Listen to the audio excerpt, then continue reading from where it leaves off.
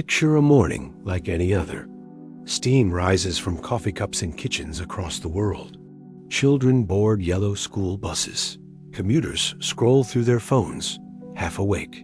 The sun climbs steadily, casting long shadows that slowly retreat across suburban lawns and city sidewalks. Everything appears perfectly ordinary. Yet beneath this veneer of routine lies something profound and unsettling, humanity's eternal dance with uncertainty. In the quiet moments between heartbeats, between the mundane rituals of daily life, our minds wander to darker territories. What if today were different? What if the familiar rhythms suddenly stopped? What if the worst possible thing actually happened? This question haunts us. It whispers in the spaces between our thoughts, lurks in the corners of our consciousness. We are the only species that actively imagines its own destruction, that peers into the abyss and asks, what lies at the bottom? The human fascination with catastrophe runs deeper than mere morbid curiosity. It stems from an ancient survival instinct, a primal need to prepare for the unthinkable. Our ancestors who survived were those who could envision danger before it arrived, who could imagine the mammoth's charge or the rival tribe's attack. But in our modern world, the threats have evolved. They no longer approach with thundering footsteps or war cries. Today's worst-case scenarios arrive silently invisible viruses spreading through airplane cabins, algorithms making split-second decisions that could crash global markets, or radiation drifting across continents from distant nuclear facilities. The beautiful irony is that our very prosperity makes us vulnerable. The interconnected systems that bring us comfort power grids, supply chains, digital networks also create cascading failure points. Each advancement in civilization adds another layer of complexity, another potential point of collapse. Standing at a window on this seemingly ordinary morning, watching the world go about its business, one cannot help but marvel at the fragility of it all. Every light switch we flip depends on power plants hundreds of miles away. Every bite of food has traveled through a vast, intricate web of farms, factories, and transportation networks. Every electronic device connects us to a global nervous system that processes billions of transactions per second. It is beautiful, it is remarkable, and it is extraordinarily delicate.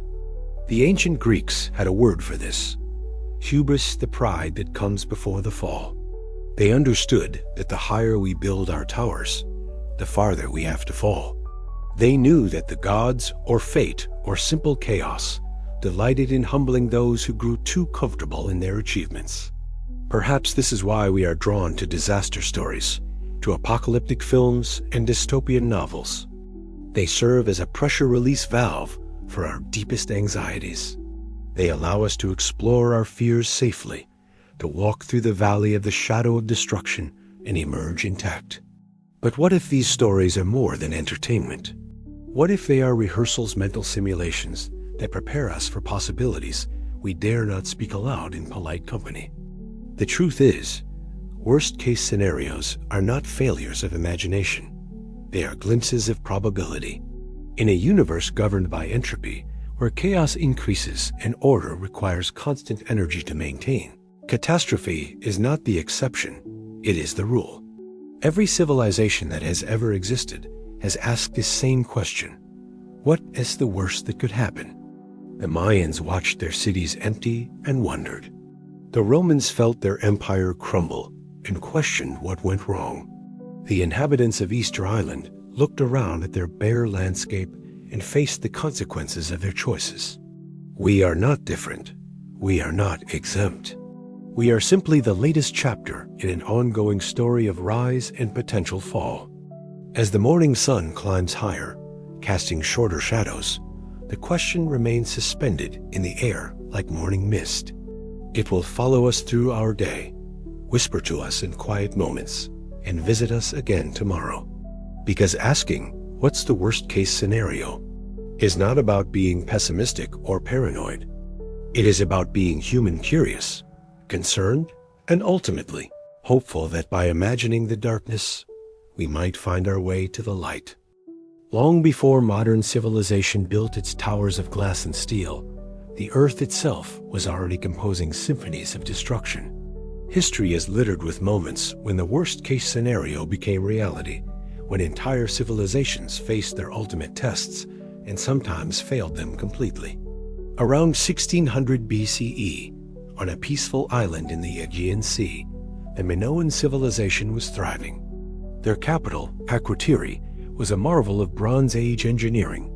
Multi-story buildings lined sophisticated streets. Colorful frescoes depicted dolphins dancing through azure waters. Trade ships carried their goods across the Mediterranean, spreading Minoan influence like ripples across the ancient world. Then Thera erupted. The volcano that would later be called Santorini unleashed a blast so powerful it could be heard across continents. Ash darkened skies from Egypt to China. Tsunamis taller than buildings swept across the Aegean, carrying away ships, harbors, and entire coastal communities. The explosion was 4 times more powerful than Krakatoa, ejecting enough material to bury all of Manhattan under 60 feet of debris. In a single day, one of the ancient world's most advanced civilizations simply vanished. Their ships never returned to port. Their trade routes fell silent. Archaeological layers show the moment of destruction, frozen in time pottery, still warm in ovens. Jewelry scattered across palace floors, families caught mid-meal as the ash began to fall. Yet this was merely the beginning. The Thera eruption triggered something far worse than immediate destruction. It initiated a cascade of civilizational collapse that would later be called the Late Bronze Age collapse. Climate changed, crops failed, trade networks shattered. Within a century, virtually every major civilization from Greece to Mesopotamia had either vanished or devolved into shadow states. The Mycenaeans, builders of Troy's walls, abandoned their palaces. The Hittite Empire, once rivaling Egypt in power, fragmented and dissolved. Even mighty Egypt retreated into isolation, harassed by mysterious sea peoples, who may have been climate refugees from the devastated north. Centuries passed before anyone asked what happened during those dark years. By then, the catastrophe had transformed into myth stories of Atlantis sinking beneath the waves, tales of gods punishing mortals for their pride, legends of great floods that washed away the old world. But the earth remembered what human memory forgot. Move forward to the 6th century CE, when another forgotten disaster reshaped the world. Chinese astronomers recorded something extraordinary in their chronicles. The sun became dark, and its darkness lasted 18 months. Korean observers noted stars were visible during the day. European monks wrote of a sun that gave no heat, of snow falling in summer, of harvests that never came. The year 536 CE would later be called the worst year in human history. Somewhere, perhaps Iceland, perhaps Indonesia, a massive volcanic eruption had injected millions of tons of ash and sulfur into the atmosphere. Global temperatures plummeted by several degrees. Crops failed across 3 continents. Famine stalked from Ireland to China. In the weakened populations, bubonic plague found fertile ground, beginning its first pandemic sweep across the known world. The Byzantine Empire, inheritor of Rome's eastern territories, saw its population cut in half. Trade routes that had connected Europe to Asia for centuries fell silent. In the confusion and chaos, barbarian tribes pressed against weakened borders. The Justinian Plague, as historians would later call it, killed an estimated 25 to 50 million people, roughly 13% of the world's population. Yet even as these disasters unfolded, most people had no understanding of their scope. They experienced local suffering, crop failures, unusual weather, disease, without comprehending that similar catastrophes were simultaneously devastating communities thousands of miles away. They lacked the global perspective to see that they were living through a worst-case scenario of planetary proportions. Archaeological evidence reveals other forgotten catastrophes. Around 12,800 years ago, just as human civilization was beginning to emerge from the last ice age, something happened. Temperatures plummeted suddenly, plunging the world back into near glacial conditions for over 1,000 years. Megafauna extinctions accelerated. Early agricultural experiments failed. Human populations crashed. Some scientists point to evidence of cosmic impacts, asteroid or comet fragments that triggered massive wildfires and nuclear winters. Others suggest massive volcanic eruptions or sudden changes in ocean currents. The cause remains debated, but the effect is clear. Humanity came perilously close to extinction during what scientists call the Younger Dryas period. Perhaps most haunting are the civilizations that vanished without any clear external cause. The Indus Valley Civilization, which at its peak around 2500 BCE, was larger and more sophisticated than contemporary Egypt or Mesopotamia, simply faded away over a few centuries. Their cities were abandoned, their writing system forgotten, their achievements erased so thoroughly that they weren't rediscovered until the 1920s. What worst-case scenario befell them? Climate change? Invasion? Internal collapse? Economic failure? Disease? The absence of evidence becomes evidence itself, proof that entire civilizations can vanish so completely that even their disasters are forgotten. These historical catastrophes share common patterns. They often begin with environmental triggers, volcanic eruptions, climate shifts, natural disasters. But the real destruction comes from the cascading failures that follow. Crop failures leading to famine, famine leading to social unrest, unrest leading to conflict, conflict leading to the breakdown of complex systems that took centuries to build. The Romans had a phrase, sic transit gloria mundi, thus passes the glory of the world. They understood, perhaps better than we do, that all human achievements are temporary, all civilizations mortal, all golden ages destined to end. Yet there is also hope embedded in these forgotten disasters. Humanity survived. We adapted, rebuilt, learned. The worst-case scenarios of the past became the foundation stories of new civilizations. From the ashes of the Bronze Age collapse emerged classical Greece. From the chaos of the 6th century came the medieval world. From every great catastrophe, eventually, came recovery and renewal. The question that emerges from these historical shadows is not whether worst-case scenarios can happen. History proves they can and do. The question is whether we have learned enough from our forgotten disasters to recognize the next one before it becomes history. In the financial districts of London, on a perfectly ordinary Tuesday morning in 1992, currency traders arrived at their desks, expecting routine market fluctuations. The British pound was stable, backed by the full faith of one of the world's oldest economies. Government officials had publicly declared their commitment to maintaining the pound's value within the European exchange rate mechanism. By the end of that day, the Bank of England had spent nearly $4 billion in a desperate attempt to defend their currency. It wasn't enough. A single investor, George Soros, had wagered $10 billion against the pound, triggering a cascade of market panic that forced Britain to withdraw from the European monetary system. In less than 24 hours, the impossible had happened. Black Wednesday, as it came to be known, demonstrated how quickly certainty could transform into chaos. This is the nature of what mathematician and philosopher Nassim Taleb would later call black swan events, occurrences so rare and unexpected that they fall outside our normal predictions, yet carry enormous impact when they do occur. The term itself from an ancient assumption.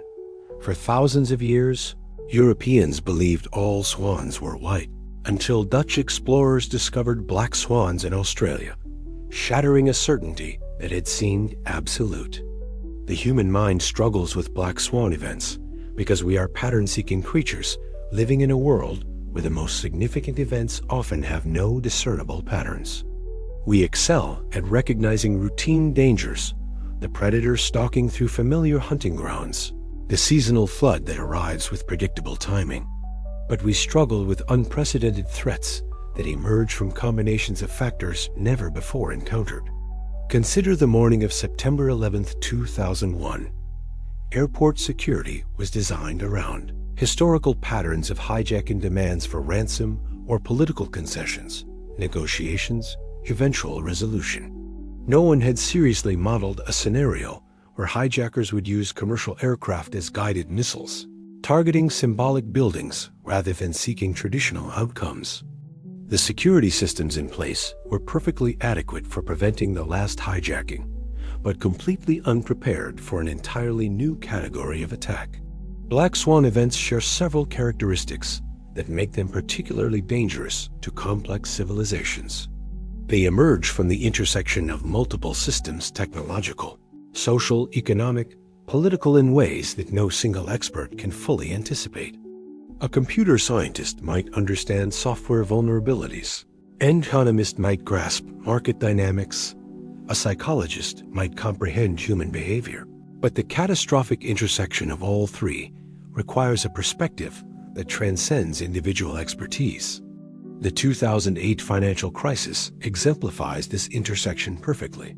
Housing market speculation, complex financial derivatives, regulatory capture, global interconnectedness, and psychological biases combined in ways that even the most sophisticated economic models had failed to predict. Officials who had spent decades studying markets found themselves facing scenarios their training had never contemplated. What makes black swans particularly terrifying for modern civilization is our increasing interdependence. The medieval peasant faced local disasters, crop failures, raids, disease outbreaks, but remained largely insulated from catastrophes occurring hundreds of miles away. Today, a manufacturing disruption in Southeast Asia can empty store shelves in North America within weeks. A cyber attack on a power grid can cascade through financial networks, transportation systems, and communication infrastructure. The COVID-19 pandemic revealed how an obscure virus in a distant city could, within months, shut down global air travel, crash stock markets, empty streets in major cities, and force billions of people into isolation. Despite decades of warnings from epidemiologists, despite detailed pandemic preparedness plans gathering dust in government offices, the reality proved far more complex and destructive than anyone had fully anticipated. Yet perhaps the most unsettling aspect of black swan events is how obvious they appear in retrospect. After 2008, economists produced detailed explanations of why the financial crisis was inevitable. After 9/11s, security experts identified numerous warning signs that had been overlooked or misinterpreted. After each pandemic, public health officials create elaborate timelines showing how the spread could have been predicted and contained. This hindsight clarity creates a dangerous illusion, the belief that we can identify and prevent the next black swan through better analysis, more sophisticated models, or increased vigilance. But black swans, by definition, emerge from our blind spots, from the intersections we haven't considered, from the combinations of factors we haven't imagined. Ancient civilizations understood this uncertainty better than we do. They built their mythologies around capricious gods who could transform fortune into disaster without warning. The Greeks spoke of fortune as wheel, constantly turning, lifting the mighty to glory and casting them down to ruin. They understood that hubris, excessive pride, or confidence inevitably invited catastrophe. Modern civilization, with its statistical models and risk assessments, has developed a false sense of security. We believe we can quantify uncertainty, model complexity, and manage risk through data and analysis. But the most dangerous risks are often those we haven't learned to measure. The financial world has created sophisticated tools for measuring value at risk, the potential losses from normal market fluctuations. But these models consistently fail during actual crises, when correlations that appeared stable suddenly shift, when assets assumed to be independent move together, when the impossible combinations of events occur simultaneously. Climate scientists can model temperature increases and sea level rise, but struggle to predict the complex interactions between warming oceans, changing weather patterns, agricultural disruption, mass migration, political instability, and economic collapse. Each component is somewhat predictable. Their intersection creates unprecedented complexity. The technology industry celebrates disruption, but rarely considers how rapidly beneficial innovations can transform into existential threats.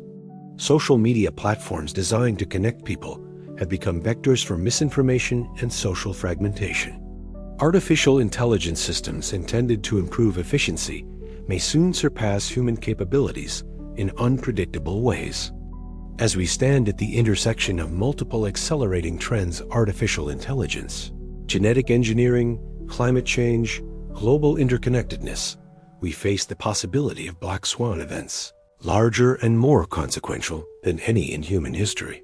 The question is not whether they will occur, but whether we can maintain the humility to prepare for scenarios we cannot imagine, to build resilience against threats we cannot predict. The black swans are already circling. We simply haven't learned to see them yet. On a clear February morning in 2013, residents of Chelyabinsk, Russia, were going about their ordinary routines when the sky suddenly blazed brighter than the sun. A fireball streaked across the heavens, trailing a plume of smoke and fire. For 30 seconds, night became day. Then came the shockwave. Windows shattered across the city, roofs collapsed, and over 1,500 people were injured by flying glass and debris. The Chelyabinsk meteor was relatively small, only about 65 feet in diameter. It released energy equivalent to 30 atomic bombs. It served as a stark reminder that space is not the vast empty void we imagine, but rather a cosmic shooting gallery where Earth moves through a constant stream of debris, most of it invisible until the moment of impact. The universe has been bombarding our planet since its formation 4.6 billion years ago. The early Earth was shaped by constant cosmic collisions that delivered water, organic compounds, and the raw materials of life itself. But the same process that helped create us could just as easily destroy us.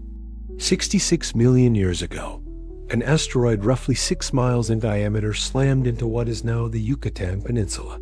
The impact released energy millions of times greater than all the nuclear weapons ever built. Within minutes, massive earthquakes shook the planet. Tsunamis hundreds of feet tall swept across coastlines.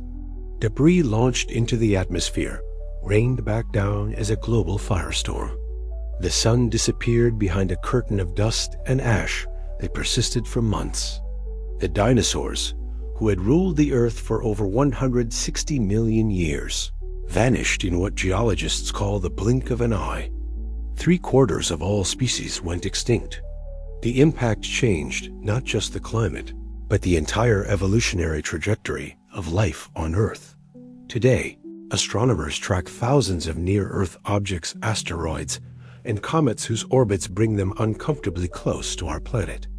They have identified approximately 25,000 objects larger than 450 feet in diameter, any of which could cause regional devastation if they struck populated areas. Hundreds of thousands more remain undiscovered, lurking in the darkness between planets. The mathematics are sobering. Objects large enough to cause local destruction strike Earth roughly every few hundred years. City killers impact every few thousand years. Civilization-threatening asteroids arrive every few 100,000 years. Species-ending impacts occur every few million years. These are not precise predictions, but statistical probabilities, cosmic dice that continue, rolling regardless of human concerns or preparations. But asteroids represent only one category of celestial threat. Our sun, that reliable source of light and warmth, occasionally reminds us of its violent nature. Solar flares, massive explosions on the sun's surface, regularly hurl charged particles across the solar system at millions of miles per hour. Most of the time, Earth's magnetic field deflects these solar storms harmlessly into space, creating nothing more dramatic than the aurora borealis. But occasionally, the sun unleashes something more powerful, a coronal mass ejection that can overwhelm our planetary defenses. In 1859, the largest solar storm in recorded history, the Carrington event, generated auroras visible as far south as the Caribbean. Telegraph lines sparked and caught fire. Some operators received electric shocks. The few electrical systems that existed in the Victorian era were overwhelmed by the electromagnetic pulse. If a similar event occurred today, the consequences would be catastrophic. Power grids across entire continents could fail simultaneously. Satellites would be disabled or destroyed. GPS systems would malfunction. The internet could fragment into isolated networks. Modern civilization, dependent on electronics and global communications, could find itself suddenly thrust back into a pre-digital age. NASA estimates that a Carrington-level event occurs roughly every 150 years, meaning we are statistically overdue for the next one. Smaller, but still significant solar storms occur much more frequently. The 1989 Quebec blackout was caused by a relatively minor solar event that nevertheless left 6 million people without power for 9 hours. Beyond our solar system lurk even more exotic threats. Gamma-ray bursts, the most powerful explosions in the universe, occur when massive stars collapse into black holes or when neutron stars collide. These cosmic cataclysms release more energy in a few seconds than our sun will produce in its entire 10 billion year lifetime. The gamma rays travel at the speed of light, arriving with no advance warning. If a gamma ray burst occurred within a few thousand light years of Earth and happened to be aimed in our direction, the radiation would strip away our ozone layer within seconds, exposing all life on the planet's surface to lethal ultraviolet radiation from the sun. Fortunately, gamma-ray bursts appear to be extremely rare and randomly oriented. The odds of Earth being struck by one are infinitesimally small, but not zero. Astronomers have identified several potential candidates within the danger zone, including the massive star Eta Carinae, which shows signs of instability and could explode at any time within the next million years. Perhaps most unsettling is our profound helplessness in the face of these cosmic threats. Unlike other potential catastrophes, pandemics, climate change, nuclear war, celestial disasters are beyond human influence or control. We cannot negotiate with asteroids, reason with solar flares, or deter gamma-ray bursts through diplomacy. Our only defenses are detection and deflection. NASA and other space agencies have launched programs to catalog potentially hazardous asteroids and develop technologies to divert them. Theoretical proposals include nuclear explosives, gravity tractors, solar sails, and kinetic impactors, all untested against real targets moving at cosmic velocities. The challenges are immense. An asteroid discovered only months before impact would be nearly impossible to deflect using current technology. The physics of changing a massive object's trajectory require either enormous energy, applied suddenly, or smaller forces applied over extended periods. Emergency responses demand technologies that exist only on drawing boards. Yet there is something profound about humanity's relationship with cosmic threats. Unlike our ancestors, who could only watch helplessly as comets appeared in the sky, often interpreting them as omens of disaster, we possess the scientific knowledge to understand these phenomena and potentially defend against them. The ancient Chinese astronomers who first recorded supernova, the Maya who calculated celestial cycles with remarkable precision, to medieval European scholars who tracked the orbits of comets, all contributed to a growing human understanding of our place in a dynamic, sometimes dangerous universe. Today, as we stand beneath the same stars that witnessed the extinction of the dinosaurs, we face a choice. We can remain passive observers of cosmic forces beyond our control, or we can become active participants in our own survival. The sky that once seemed fixed and eternal is revealed as dynamic and potentially threatening. But perhaps this knowledge, rather than making us feel smaller and more vulnerable, offers a different perspective. In recognizing our cosmic fragility, we might also discover our cosmic significance, the only known intelligence in the universe capable of understanding and potentially averting its own destruction. The next time you look up at a clear night sky, remember, you are gazing into an arena of unimaginable forces, where the next worst-case scenario might already be traveling toward us at the speed of light. In the autumn of 1347, 12 galleys limped into the harbor of Messina, Sicily. The ships had sailed from the Black Sea ports of the east, carrying precious cargo spices, silks, and other treasures from distant lands.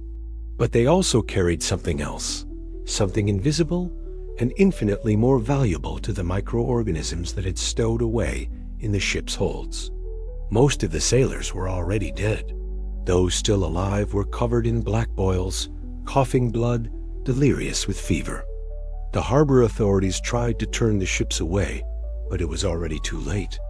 The rats had already scurried ashore, carrying their infected fleas into the narrow streets and crowded markets of medieval Europe. Within 5 years, the Black Death would kill between 30 and 60% of Europe's population, an estimated 75 to 200 million people. Entire villages were abandoned. Cathedrals stood half-built, their master craftsmen buried in mass graves. The social order that had defined medieval life for centuries collapsed under the weight of unimaginable loss. But Yersinia pestis, the bacterium responsible for bubonic plague, was not finished with humanity.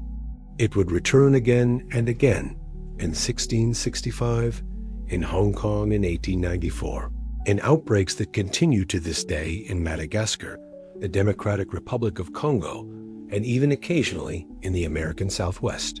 The plague bacterium represents something more terrifying than a single disease outbreak. It embodies the possibility of a pathogen that never truly disappears, that lurks in animal populations, waiting for the right conditions to emerge and devastate human civilization once again.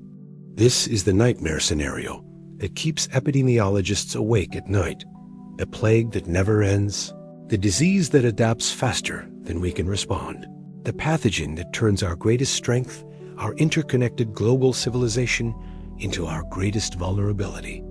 The 1918 influenza pandemic offered a preview of what modern plague could accomplish. The H1N1 virus infected 1/3 of the world's population in less than 2 years, killing an estimated 50 to 100 million people more than World War I, which was ending just as the pandemic peaked. Unlike typical seasonal flu, which primarily kills the very young and very old, the 1918 strain targeted healthy adults in the prime of life. What made the 1918 pandemic particularly devastating was its timing and reach. World War I had created perfect conditions for a global disease outbreak, massive troop movements, overcrowded military camps, weakened populations, and transportation networks that could carry infected individuals across continents within days. The war's censorship initially prevented accurate reporting of the outbreak, allowing it to spread unchecked while governments focused on military rather than public health concerns. But the 1918 pandemic, deadly as it was, occurred in an era of limited air travel and relatively isolated communities. Today's world is fundamentally different. A person can eat breakfast in Hong Kong, lunch in London, and dinner in New York, potentially spreading a pathogen across 3 continents in a single day. International air travel handles over 4 billion passengers annually, creating a global circulatory system that could distribute a new disease faster than any pandemic in human history. The COVID-19 pandemic demonstrated both the devastating potential and the remarkable limitations of modern disease containment. Despite decades of warnings from epidemiologists, despite detailed pandemic preparedness plans, despite unprecedented global communication and coordination capabilities, a respiratory virus that emerged in a single city managed to shut down the entire world within months. Yet COVID-19, tragic as it has been, represents a relatively mild pandemic by historical standards. The SARS-CoV-2 virus has a mortality rate of approximately 1 to 3%, devastating in absolute numbers due to its high transmissibility, but far less lethal than many other potential pandemic pathogens.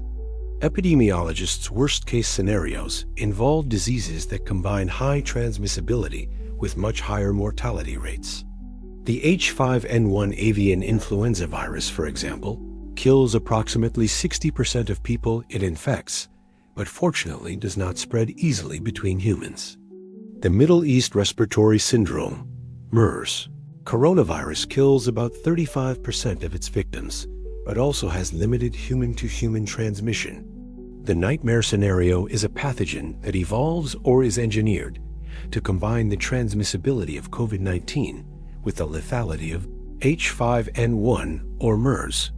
Such a disease could potentially kill hundreds of millions of people before effective countermeasures could be developed and deployed. Advances in biotechnology have added new dimensions to pandemic fears. The same techniques that enabled beneficial genetic engineering, creating new medicines, improving crop yields, developing cleaner fuels, could potentially be misused to create enhanced pathogens. The knowledge required to synthesize dangerous viruses is spreading rapidly through scientific publications and educational programs. In 2005, researchers successfully reconstructed the 1918 influenza virus using genetic sequences recovered from preserved tissue samples. Their work was intended to understand the virus's unusual virulence, but it also demonstrated that extinct pathogens could be resurrected using modern molecular biology techniques.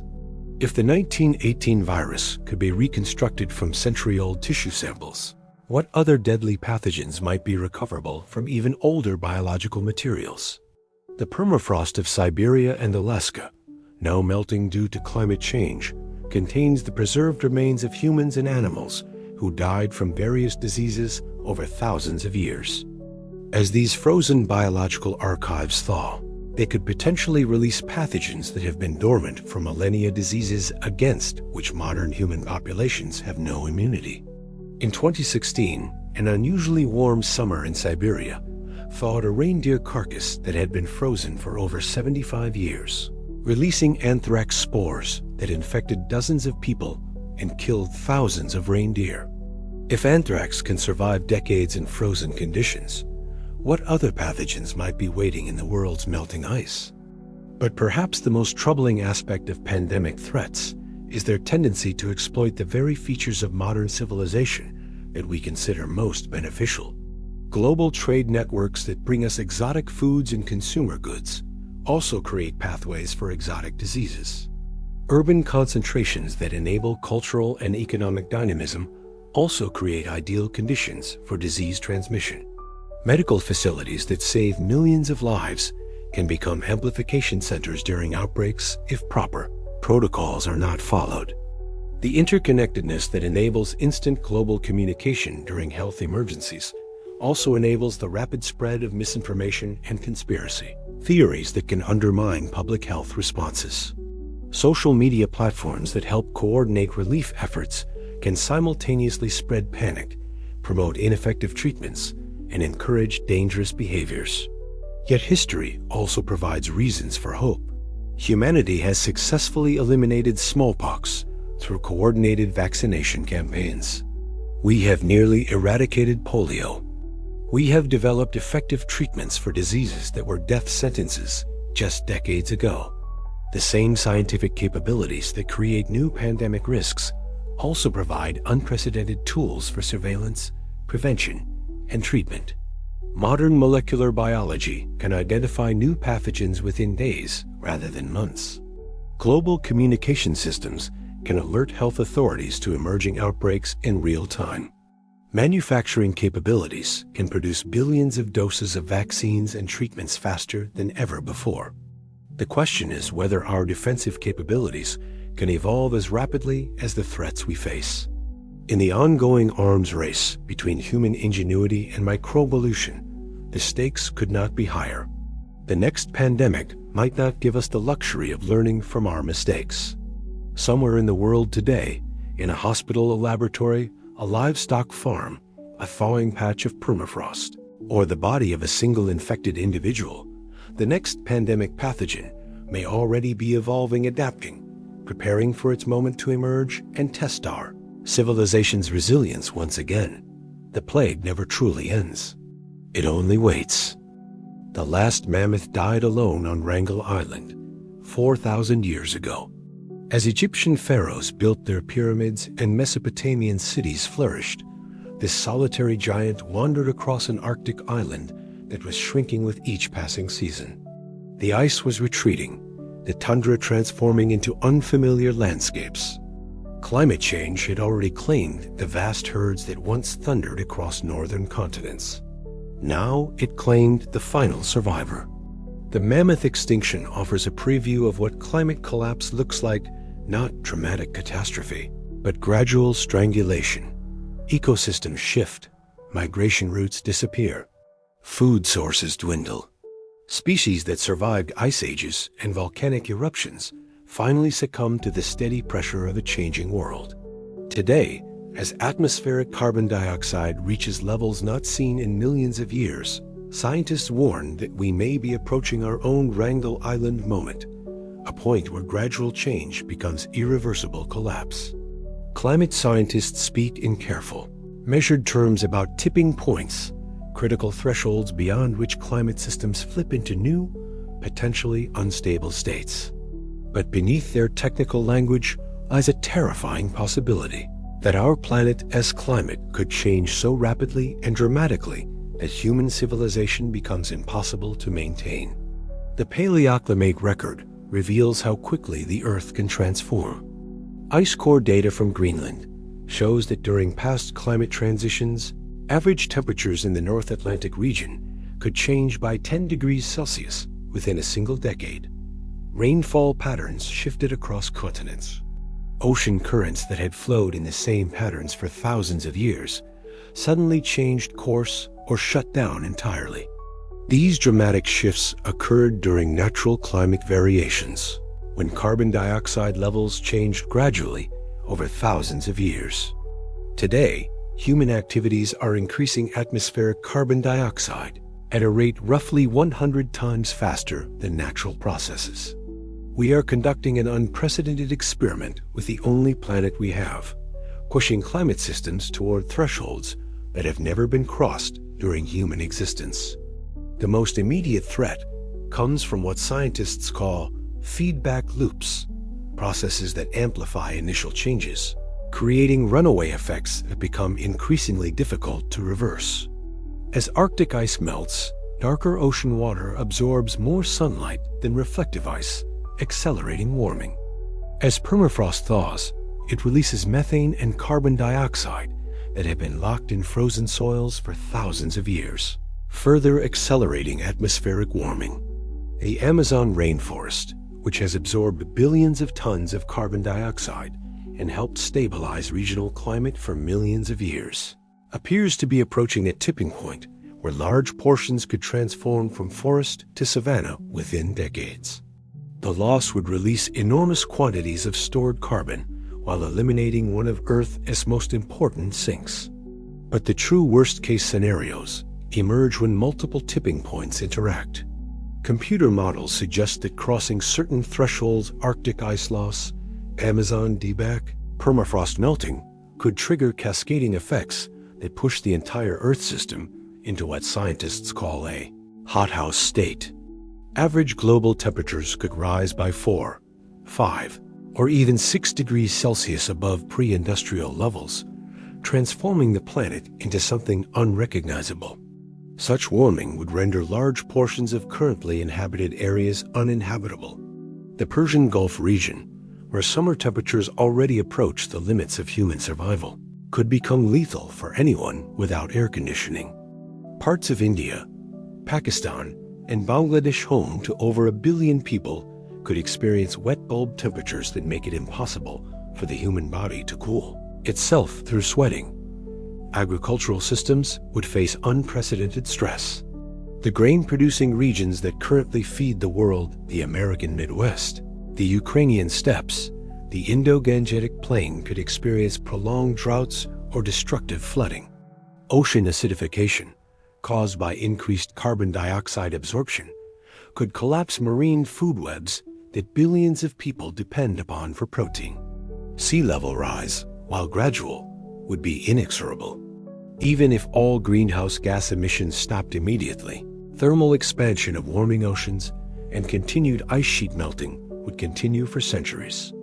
Coastal megacities, New York, London, Shanghai, Mumbai would face the choice between massive engineering projects to hold back the seas or managed retreat from areas that have been inhabited for thousands of years. Perhaps most terrifying is the possibility of sudden, non-linear changes. The West Antarctic ice sheet, which contains enough water to raise global sea levels by several meters, appears to be destabilizing faster than scientists previously thought possible. If warming ocean water undermines the ice sheet's stability, sea levels could rise by 3 feet within decades rather than centuries. Such rapid sea level rise would trigger one of the largest refugee crises in human history. Low-lying nations like Bangladesh and the Maldives could become uninhabitable. Coastal cities worldwide would face immediate flooding during storm surges. Agricultural deltas that produce much of the world's rice could be inundated with saltwater. The Syrian civil war, which began during a severe drought that displaced hundreds of thousands of rural farmers, offers a preview of how climate stress can amplify existing tensions and trigger conflicts. But future climate-driven migrations could involve hundreds of millions of people seeking refuge from uninhabitable heat, rising seas, or failed agricultural systems. Mass migration on such a scale would strain the political systems of receiving countries, potentially triggering conflicts between climate refugees and established populations. Democratic institutions, already under stress in many countries, might prove unable to manage the social tensions created by climate displacement. Yet the darkest possibility is not sudden catastrophe, but gradual decline, a slow strangulation of the complex systems that support modern civilization. Supply chains disrupted by extreme weather. Energy systems overwhelmed by increased cooling demands. Financial markets destabilized by uninsurable climate risks. Public health systems struggling with heat-related illness, vector-borne diseases, and malnutrition. The Roman Empire didn't collapse in a day. It slowly lost the ability to maintain its roads, defend its borders, collect its taxes, and provide services to its citizens. Climate collapse might follow a similar pattern of gradual erosion of governmental effectiveness, economic productivity, and social cohesion as resources are diverted to climate adaptation and disaster response. Archaeological evidence suggests that past civilizations often collapsed when climate stress exceeded their adaptive capacity. The classic Maya, the Anasazi of the American Southwest, the Harappan civilization of the Indus Valley all appear to have succumbed when prolonged droughts or other climate changes made their complex societies impossible to sustain. But there is a crucial difference between past climate-driven collapses and our current situation. Previous civilizations faced local or regional climate changes. Today, we face global climate change that could affect all human societies simultaneously, eliminating the possibility of migration to more favorable regions or learning from societies that successfully adapted. The window for preventing the worst outcomes may already be closing. Even aggressive action to reduce greenhouse gas emissions would not prevent significant climate change. Too much warming is already locked in by past emissions and the inertia of the climate system. The question is no longer whether climate change will reshape human civilization, but whether that reshaping will be manageable adaptation or civilizational collapse. Somewhere in the Arctic today, the last sea ice is melting into dark water that will absorb tomorrow as sunlight and accelerate the warming. Like the mammoth on Wrangel Island, we may be approaching our own moment of irreversible isolation from the climate that made our civilization possible. The silent killer is already at work. The only question is whether we will recognize the symptoms before it becomes too late to treat. On the morning of June 30th, 1908, something extraordinary happened above the remote forests of Siberia. At precisely 7:14 a.m. local time, the sky exploded. The blast was heard 800 miles away. Seismic stations across Europe and Asia recorded shock waves circling the Earth twice. In London, nearly 4,000 miles distant, the night sky glowed so brightly that people could read newspapers by the strange auroral light that persisted for days. But in the vast wilderness near the Podkamennaya Tunguska River, where the explosion actually occurred, there were almost no witnesses. The few Ewenki reindeer herders in the area reported seeing a brilliant fireball streak across the sky, followed by a flash brighter than the sun and a deafening roar that knocked them unconscious. When the first scientific expedition finally reached the site 19 years later, they found a scene of devastation beyond comprehension. Across an area of 830 square miles larger than Luxembourg, every tree had been flattened.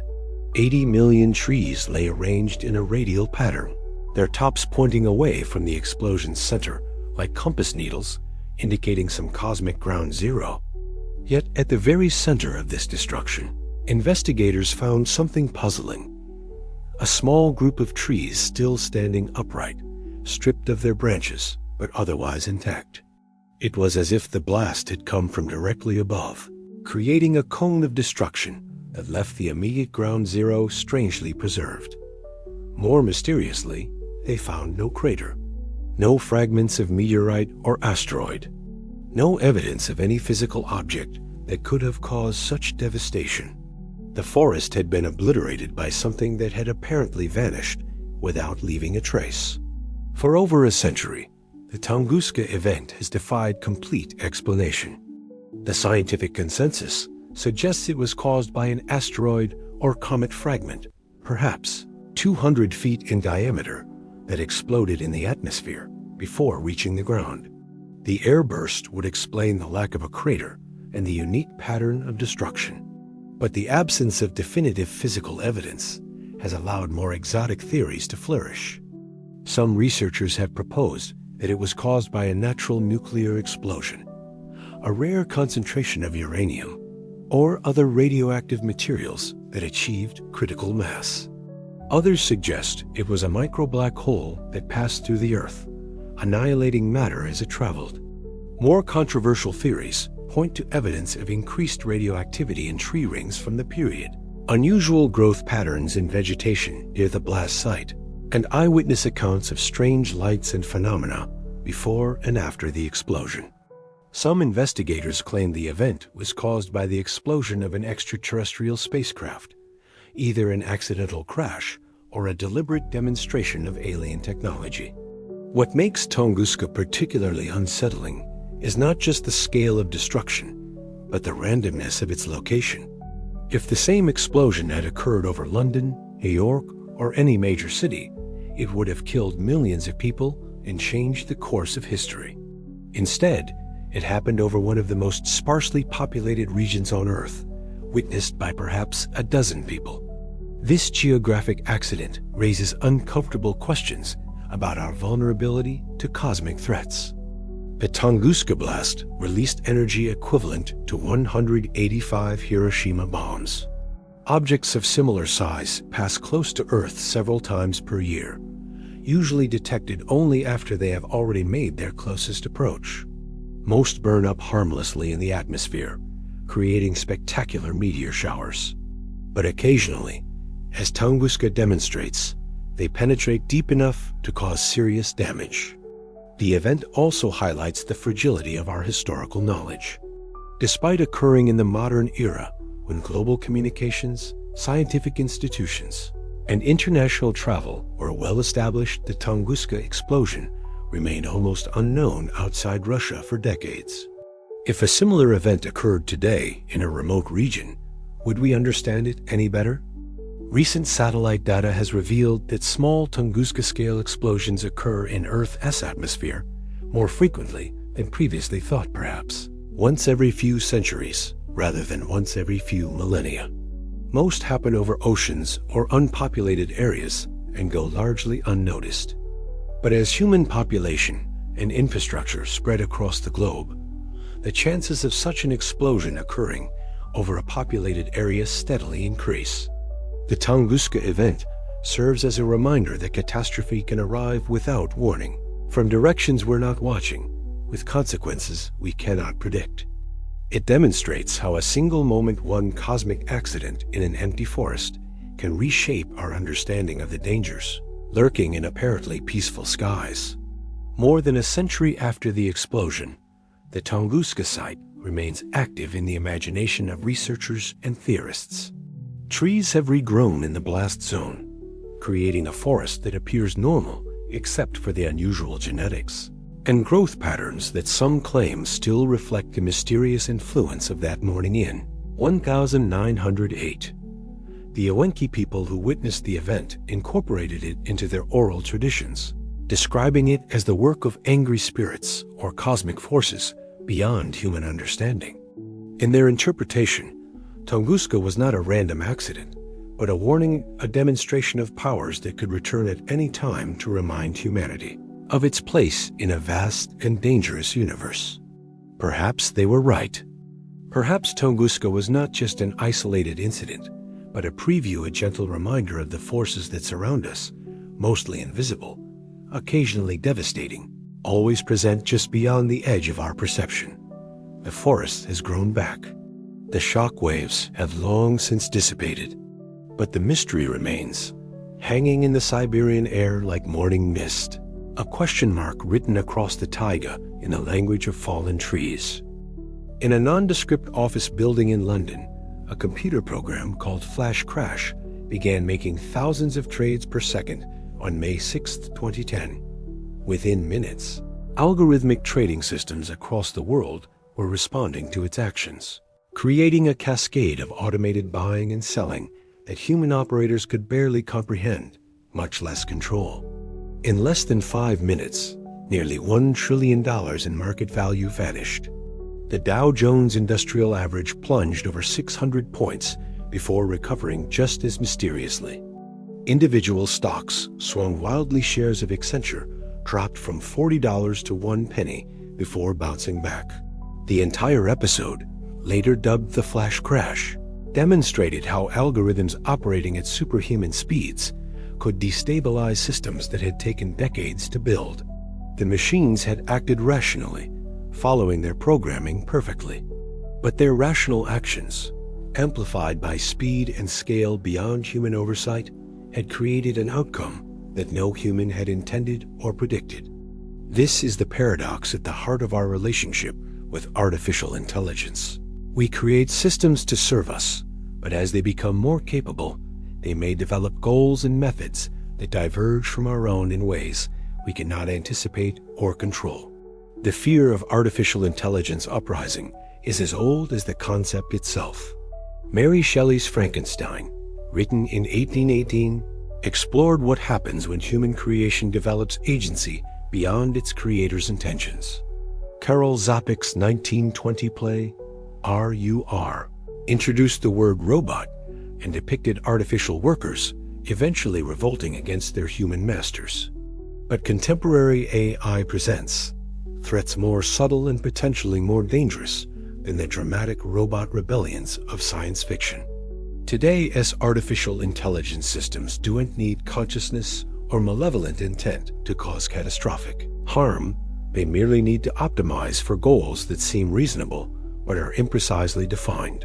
Consider the paperclip maximizer thought experiment proposed by philosopher Nick Bostrom. An AI system tasked with maximizing paperclip production might initially seem benign, even helpful. But a sufficiently advanced system pursuing this goal with perfect efficiency might eventually convert all available matter, including humans, into paperclips. The AI wouldn't be evil or rebellious. It would simply be doing exactly what it was programmed to do, with a thoroughness that its creators never anticipated. This alignment problem, ensuring that AI systems pursue goals compatible with human values, becomes exponentially more challenging as AI capabilities increase. Current systems can already manipulate human behavior through recommendation algorithms, influence political outcomes through targeted advertising, and make financial decisions faster than human oversight can monitor. Machine learning systems trained on human data inevitably absorb human biases, but amplify them in ways that can have enormous consequences. An AI system trained to predict job performance might learn to discriminate based on zip codes, effectively perpetuating racial discrimination at scale. Facial recognition systems show systematic biases against people with darker skin tones.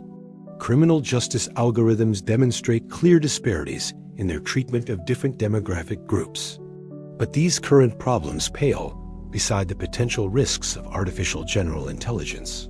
AI systems that match or exceed human cognitive abilities across all domains. Such systems could potentially improve themselves, leading to rapid recursive enhancement that quickly surpasses human intelligence by orders of magnitude. An intelligence explosion of this type could unfold over days, weeks, or months, too quickly for human institutions to understand or respond. The resulting superintelligent AI might have goals that seemed aligned with human values initially, but diverge in unexpected ways as the system's capabilities expand. The economic implications alone could be devastating. AI systems are already automating tasks previously thought to require uniquely human skills: creative writing, artistic design, medical diagnosis, legal research. As these capabilities expand, entire categories of human employment could disappear within decades. Unlike previous technological revolutions, which typically created new types of jobs as they eliminated old ones, AI automation could potentially affect cognitive work faster than new opportunities emerge. The resulting unemployment could destabilize political systems, trigger social unrest, and concentrate wealth among those who control AI technology. Military applications add another dimension of risk. Autonomous weapons systems, killer robots, could make life-and-death decisions without human oversight. Swarms of AI-controlled drones could overwhelm traditional defenses. Cyber warfare capabilities enhanced by AI could disable critical infrastructure or manipulate information systems in ways that make attribution and response impossible. The development of AI capabilities is occurring in a competitive environment where first-mover advantages could be enormous. Nations and corporations racing to achieve AI breakthroughs may cut corners on safety research, deploy systems before their behavior is fully understood, or deliberately develop capabilities designed to harm competitors. International cooperation on AI safety faces the same challenges as other arms control efforts: verification difficulties, definitional problems, and incentives to cheat. Unlike nuclear weapons, which require specialized materials and facilities, AI development can occur in software that is easily concealed, copied, and modified. Perhaps most unsettling is our fundamental uncertainty about what advanced AI systems are actually doing. Machine learning algorithms, particularly deep neural networks, operate in ways that even their creators don't fully understand. These black box systems can demonstrate remarkable capabilities while remaining opaque about their internal reasoning processes. As AI systems become more sophisticated, this interpretability problem could become acute. We might find ourselves dependent on systems whose decision-making processes are as mysterious to us as our thought processes are to insects. We might be unable to predict, explain, or modify the behavior of systems that control critical aspects of our civilization. Yet the same technologies that pose existential risks also offer unprecedented opportunities. AI could accelerate scientific discovery, solve complex global problems, eliminate mundane labor, and enhance human capabilities in ways that dramatically improve quality of life. The challenge is reaping these benefits while minimizing catastrophic risks. Some researchers argue that advanced AI, properly designed, could be humanity's greatest achievement, a technology that helps us solve climate change, eliminate poverty, cure diseases, and explore the cosmos. Others warn that without extraordinary precautions, AI development could be our final invention, creating systems that view humans as obstacles to be managed or eliminated. The timeline for these developments remains uncertain. Some experts predict artificial general intelligence within decades. Others believe it may take centuries or prove impossible with current approaches. But the potential consequences are so significant that even small probabilities of catastrophic outcomes warrant serious attention and preparation. In laboratories around the world, researchers are teaching machines to see, understand, reason, and act with increasing sophistication. Each breakthrough brings new capabilities and new uncertainties. We are approaching a threshold beyond which the machines we create may become more than tools. They may become agents with their own agenda, pursuing goals we gave them in ways we never intended. The question is not whether artificial intelligence will transform human civilization. That transformation is already underway. The question is whether we will guide that transformation wisely, or whether we will create systems that guide us toward destinations we never chose to reach. The machines are already taking over, one algorithm at a time. We just haven't decided whether that's evolution or extinction. On September 26, 1983, Lieutenant Colonel Stanislav Petrov sat in a bunker south of Moscow, monitoring Soviet early warning systems for signs of American nuclear attack. As the night shift began, computer screens suddenly blazed with urgent alerts.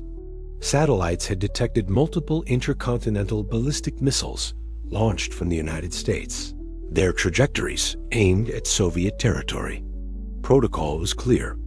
Petrov should immediately notify his superiors, triggering a nuclear counterattack that would rain thousands of warheads across American cities within minutes.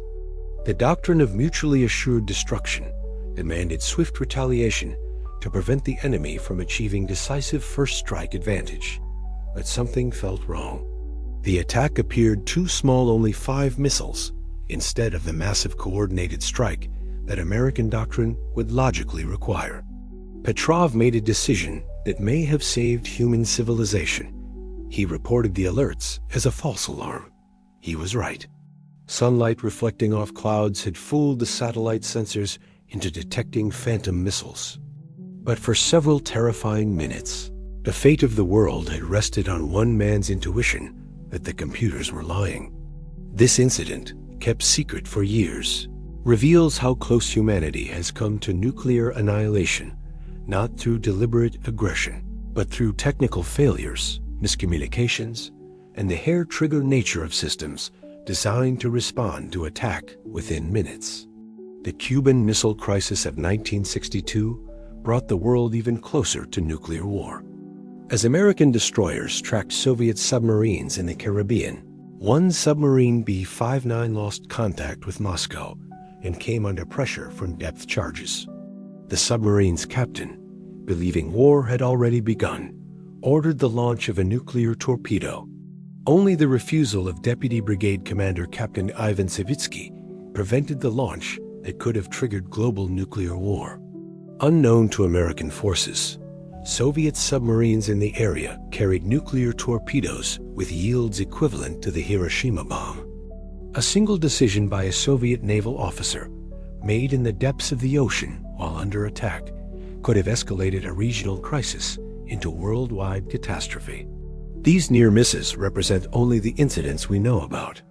Declassified documents reveal dozens of occasions when technical failures, communication breakdowns, or human errors brought nuclear powers to the brink of war.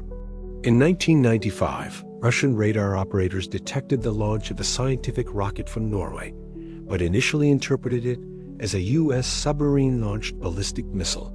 President Boris Yeltsin activated his nuclear briefcase and prepared to order retaliation before the mistake was recognized. The fundamental problem with nuclear weapons is that they must be ready for immediate use to serve as credible deterrents. But this same readiness creates multiple pathways to accidental war. Launch-on warning policies require decisions within minutes of detecting an apparent attack. Command and control systems must function reliably under the extreme stress of potential nuclear conflict. Human operators must make life-and-death choices for millions of people while working with incomplete information under enormous time pressure. As nuclear arsenals spread to more nations, these risks multiply. Countries with smaller, less sophisticated arsenals may be more prone to accidents or miscalculations. Regional conflicts between nuclear powers India and Pakistan, Israel and Iran could escalate to nuclear exchanges that draw in the superpowers. The weapons themselves have grown tremendously more powerful since Hiroshima and Nagasaki. Modern thermonuclear warheads can be hundreds of times more destructive than the bombs that devastated those cities. A single submarine today carries more destructive power than all the explosives used in World War II. Computer models of nuclear war scenarios reveal consequences that extend far beyond immediate blast effects. A relatively limited nuclear exchange between regional powers using less than 1% of global nuclear arsenals could inject enough smoke and debris into the atmosphere to significantly reduce global temperatures and precipitation patterns for years. A full-scale nuclear war between the major powers could trigger a nuclear winter that would effectively end modern civilization. Firestorms from burning cities would loft millions of tons of soot into the stratosphere, blocking sunlight and dramatically cooling the planet. Agricultural systems would collapse. Mass starvation would follow. The few survivors might face a world transformed into something resembling an ice age. Recent research suggests that even the indirect effects of nuclear war could be catastrophic. The electromagnetic pulses generated by high-altitude nuclear explosions could disable electronic systems across entire continents. Modern civilization's dependence on computer networks, satellite communications, and electronic infrastructure makes it extraordinarily vulnerable to nuclear EMP effects. The global nuclear arsenal today contains approximately 13,000 warheads, enough to destroy human civilization many times over. While this represents a significant reduction from Cold War peaks of over 70,000 warheads, it remains more than sufficient to end organized human society. Perhaps most troubling is the gradual erosion of arms control agreements that helped manage nuclear risks during the Cold War. Intermediate-Range Nuclear Forces Treaty, which eliminated an entire class of nuclear weapons, has been abandoned. New START treaty extensions remain uncertain. Nuclear modernization programs in all major powers are creating new types of weapons with destabilizing capabilities. Emerging technologies add new dimensions to nuclear risks. Hypersonic delivery vehicles could compress warning times to minutes or seconds. Artificial intelligence systems might be integrated into nuclear command and control, raising concerns about autonomous or semi-autonomous nuclear decision-making. Cyber attacks on nuclear facilities or command systems could create unprecedented vulnerabilities. The proliferation of nuclear technology for civilian purposes, power generation, medical isotopes, industrial applications, creates more opportunities for theft or diversion of nuclear materials. Terrorist acquisition of nuclear weapons or materials remains one of the most feared scenarios among security experts. Even a crude nuclear device detonated in a major city would have consequences far beyond the immediate casualties. Economic disruption, mass panic, and political instability could propagate across the globe. The psychological impact of nuclear terrorism could be as devastating as the physical effects. Yet perhaps the most insidious aspect of nuclear risks is their normalization. Generations have grown up under the nuclear shadow, becoming accustomed to living with weapons that could end civilization within hours. The constant presence of ultimate danger has paradoxically made that danger seem routine, manageable, unlikely to actually materialize. This complacency may be the greatest risk of all. Nuclear weapons require constant vigilance, continuous investment in safety systems, and ongoing diplomatic efforts to manage tensions and reduce risks.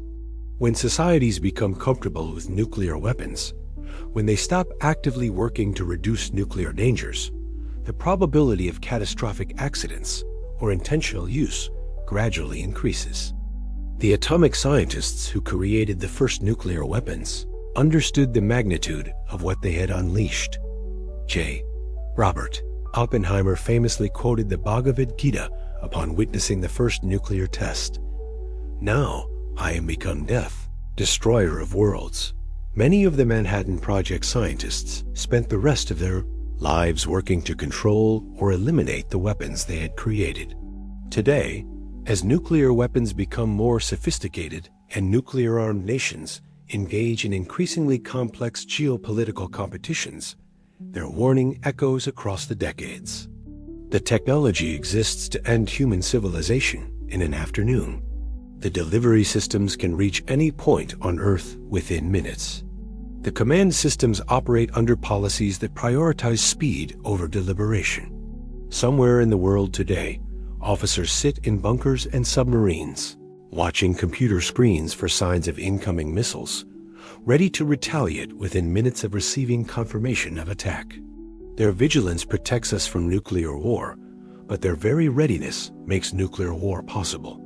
The doomsday clock, maintained by the Bulletin of Atomic Scientists since 1947, currently stands at 90 seconds to midnight, closer to global catastrophe than at any time since its creation.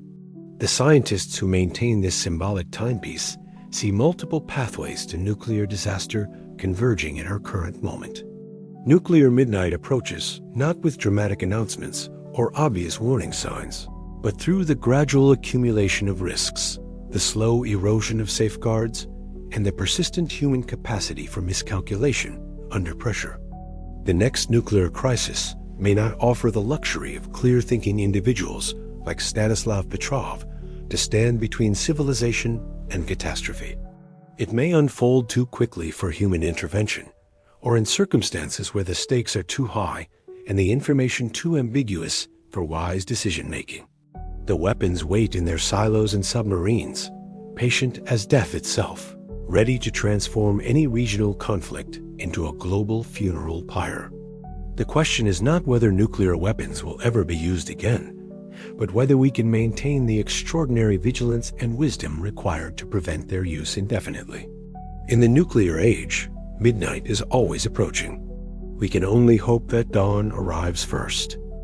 On a quiet Sunday evening in September 2008, the most powerful financial leaders in the world gathered in an emergency meeting at the Federal Reserve Bank of New York.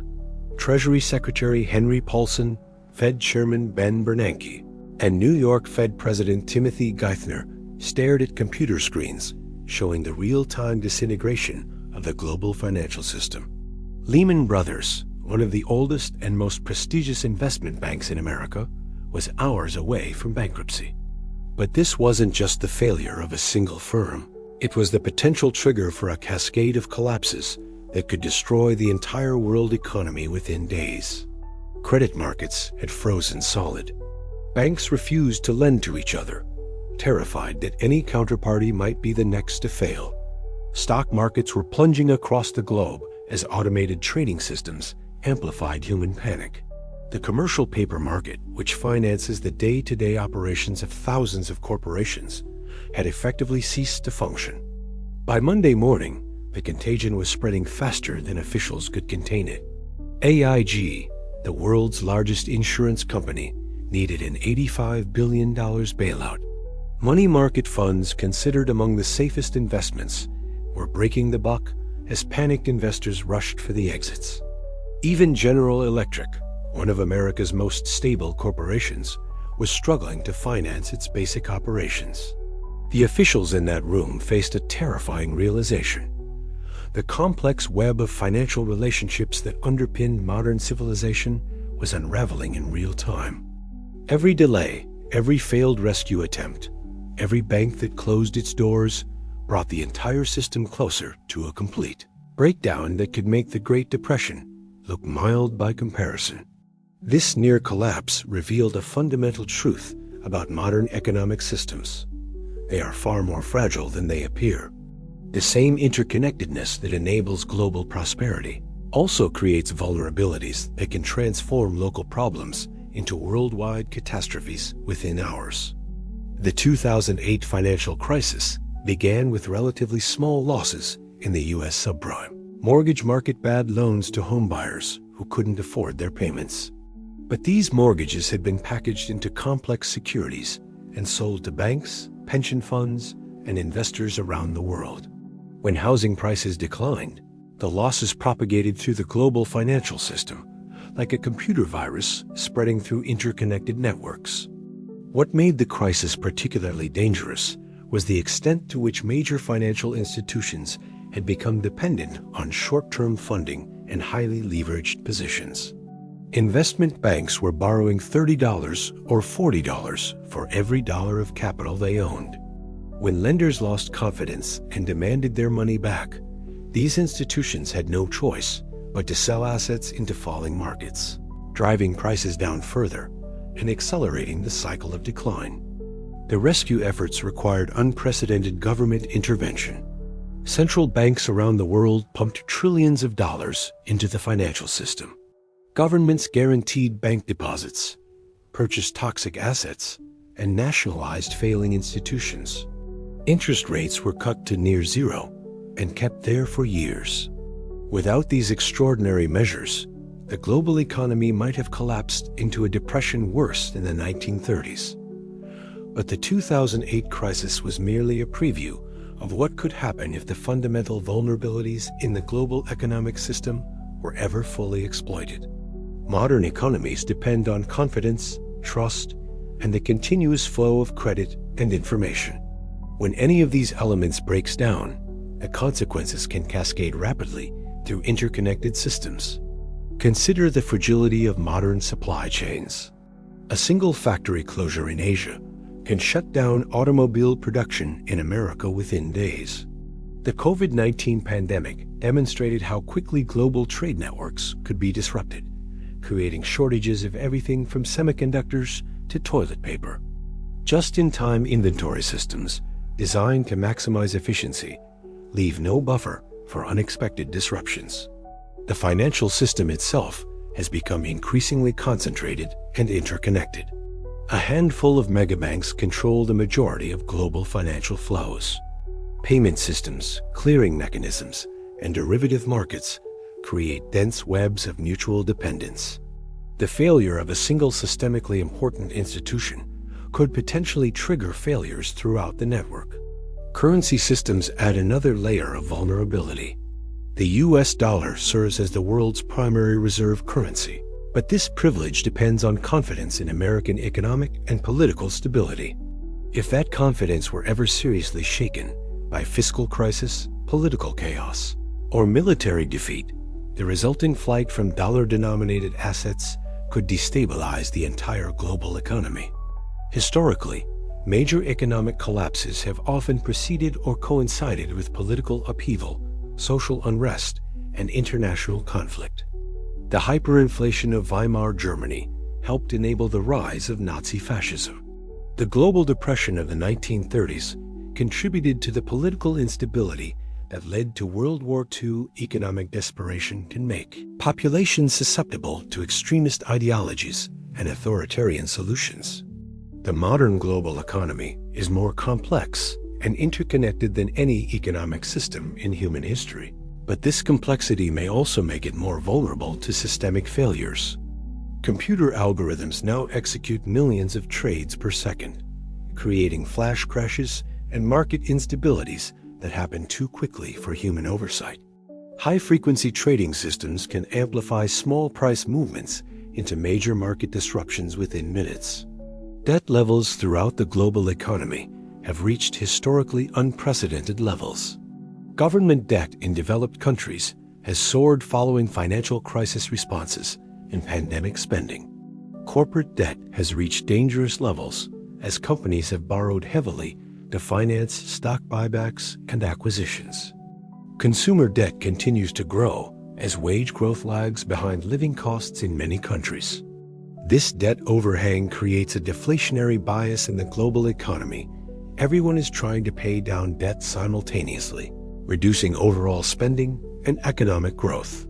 Central banks have responded by keeping interest rates artificially low and engaging in quantitative easing programs that have inflated asset prices to dangerous levels.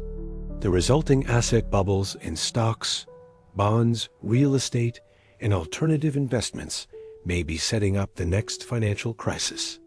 When these bubbles eventually burst, the losses could be even larger than 2008 because the underlying debt levels are higher and the policy tools available to central banks are more limited. Climate change adds another dimension of economic vulnerability.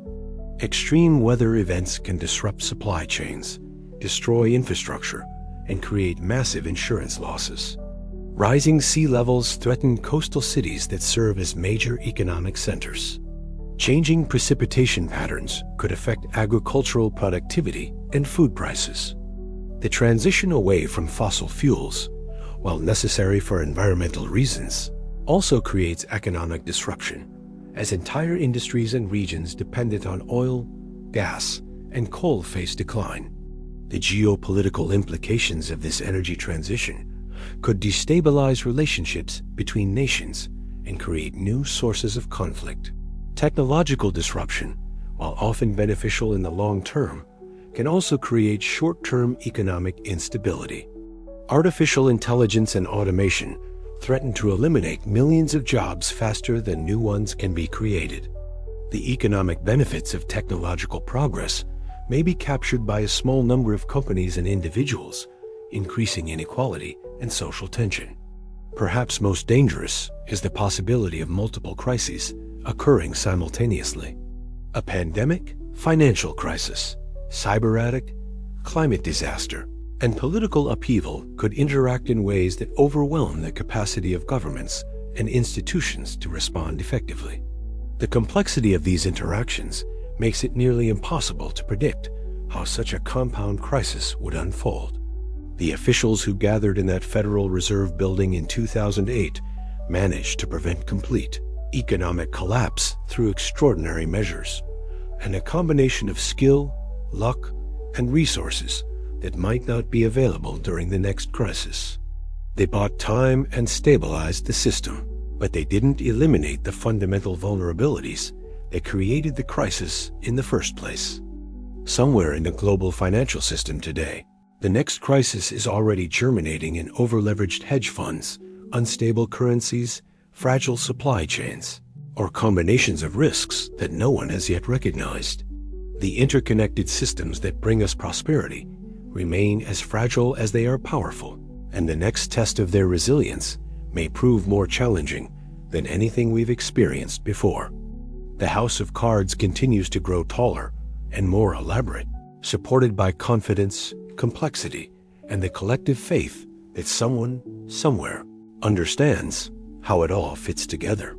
But as 2008 demonstrated, when that faith falters, the collapse can be swift, devastating, and nearly impossible to stop. The only certainty is that there will be a next time. The only question is whether we'll be ready. Beneath the dark waters of the Mediterranean, archaeologists have discovered something extraordinary: the perfectly preserved remains of ancient cities, their streets and buildings frozen in time by catastrophic floods that occurred thousands of years ago. These underwater ruins tell a story that predates written history, a story of civilizations that flourished along coastlines that no longer exist, destroyed by rising seas and massive waves that arrived without warning. The ocean remembers what human memory has forgotten. 7,000 years ago, when agriculture was still a recent innovation, and the first cities were just beginning to emerge, the Black Sea was a massive freshwater lake surrounded by fertile plains where early farmers grew their crops and built their settlements. Then the glaciers melted, and the rising Mediterranean burst through the narrow channel that would become the Bosporus. Water poured into the Black Sea basin at a rate 200 times greater than Niagara Falls, raising the lake level by 6 inches per day. Within months, an area the size of Florida was underwater. Entire civilizations simply vanished beneath the waves, their populations scattered as climate refugees to distant lands where they told stories of a great flood that had swallowed their world. This catastrophic flooding may be the historical basis for flood myths found in cultures around the world, from the biblical account of Noah to the Mesopotamian epic of Gilgamesh, to similar stories in Hindu, Greek, and Native American traditions. But if these ancient disasters seem safely remote, consider what's happening today along the world's coastlines. Sea levels are rising faster than at any time in human history. Thermal expansion of warming oceans, combined with melting ice sheets and glaciers, is adding water to the global ocean at an accelerating rate. What seems like a gradual process millimeters per year masks the potential for sudden, catastrophic changes that could transform coastlines within decades.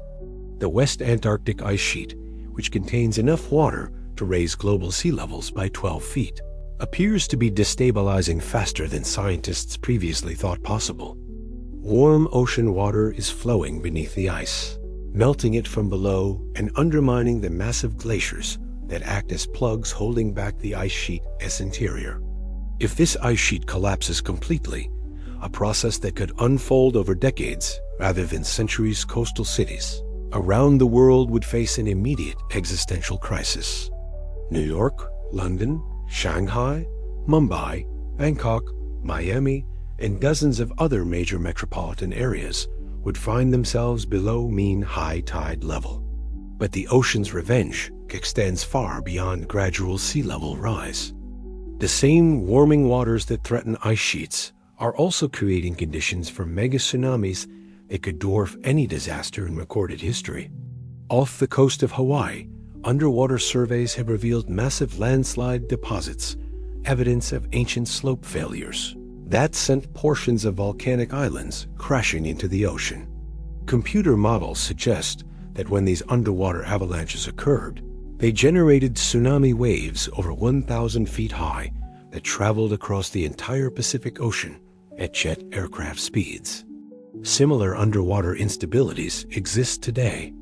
The Cumbre Vieja volcano on La Palma in the Canary Islands shows signs of potential slope failure that could send a massive chunk of the island sliding into the Atlantic Ocean. The resulting tsunami could reach the east coast of the United States with waves 50 to 100 feet high, devastating coastal areas from Florida to Maine within hours of the initial collapse. Submarine earthquakes pose similar threats. The 2004 Indian Ocean earthquake, which generated the tsunami that killed over 230,000 people, was caused by a rupture in the seafloor that displaced massive volumes of water. Geological evidence suggests that even larger submarine earthquakes have occurred in the past, generating tsunamis that traveled across entire ocean basins and reached heights of several hundred feet when they encountered coastlines. The Mediterranean presents particular risks due to its enclosed geography and high coastal population density.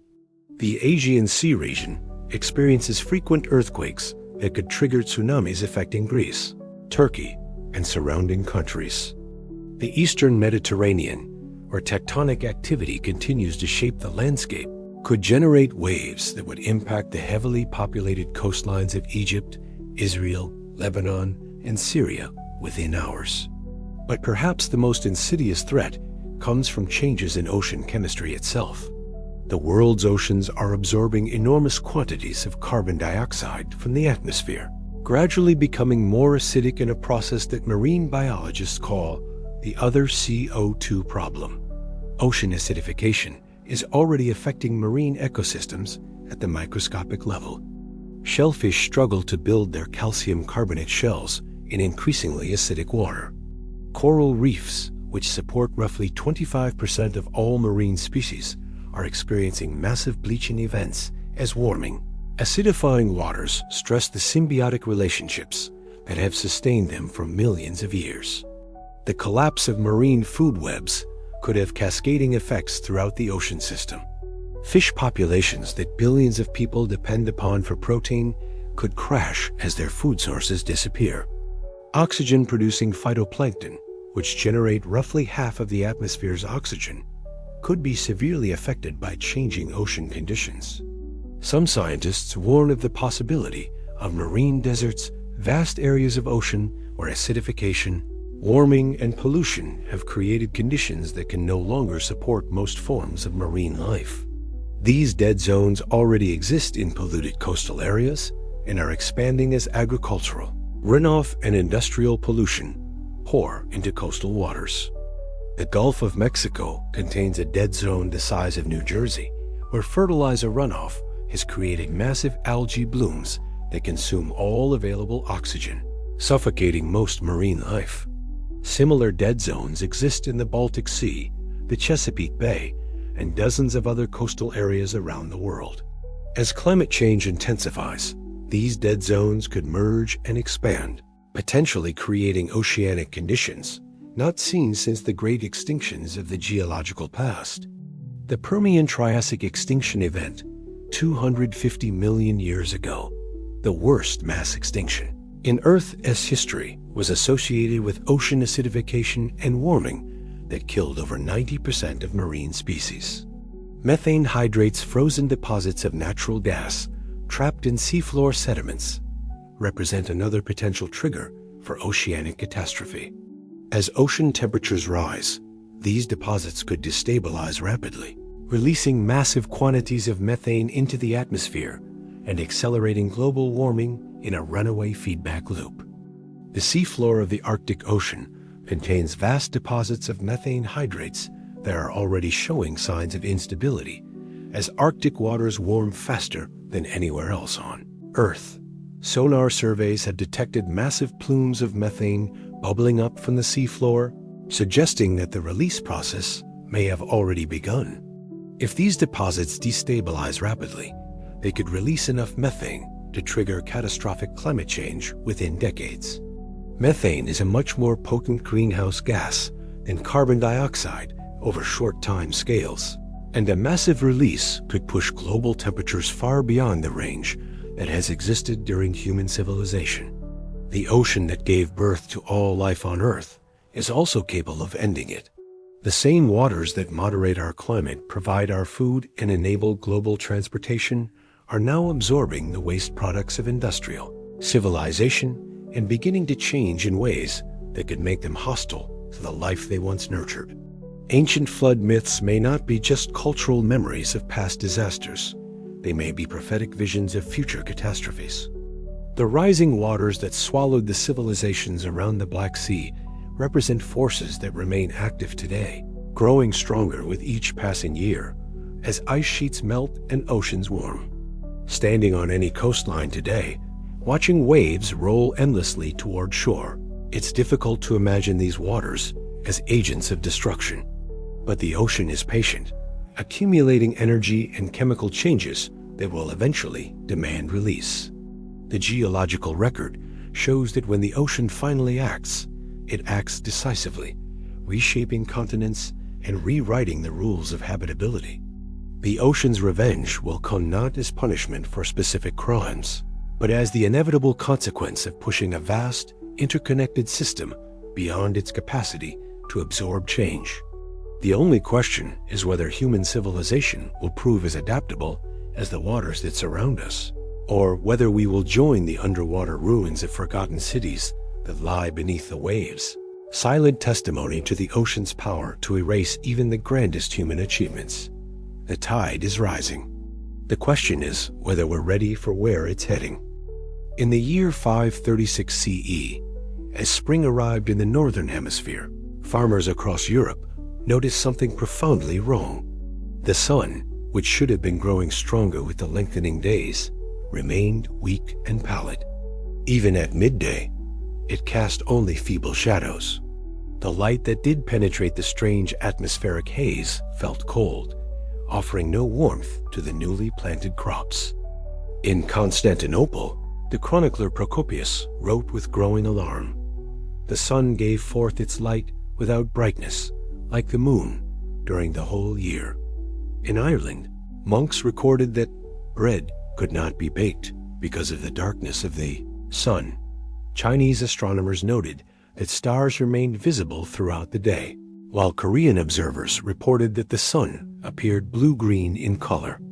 Somewhere in the world, perhaps in Indonesia, perhaps in the Americas, a massive volcanic eruption had injected millions of tons of ash and sulfuric compounds into the stratosphere. The particles spread around the globe, creating a veil that blocked and scattered sunlight, dropping temperatures by several degrees across the entire planet. But the immediate effects were only the beginning. Without sufficient sunlight, crops failed across 3 continents. The carefully balanced agricultural systems that had developed over centuries simply collapsed. In many regions, 3 consecutive summers passed without adequate growing seasons, creating famines that persisted for years. Tree ring data from this period shows the most severe growth reduction in over 1,500 years. Ice cores from Greenland and Antarctica preserve the chemical signature of the massive volcanic eruption, confirming that 536 CE marked one of the most significant climate perturbations in recorded history. In the weakened human populations, diseases found fertile ground. The first pandemic of bubonic plague, later known as the Justinian plague, began spreading across the Byzantine Empire around 541 CE. Contemporary accounts describe symptoms identical to the Black Death that would devastate Europe 8 centuries later.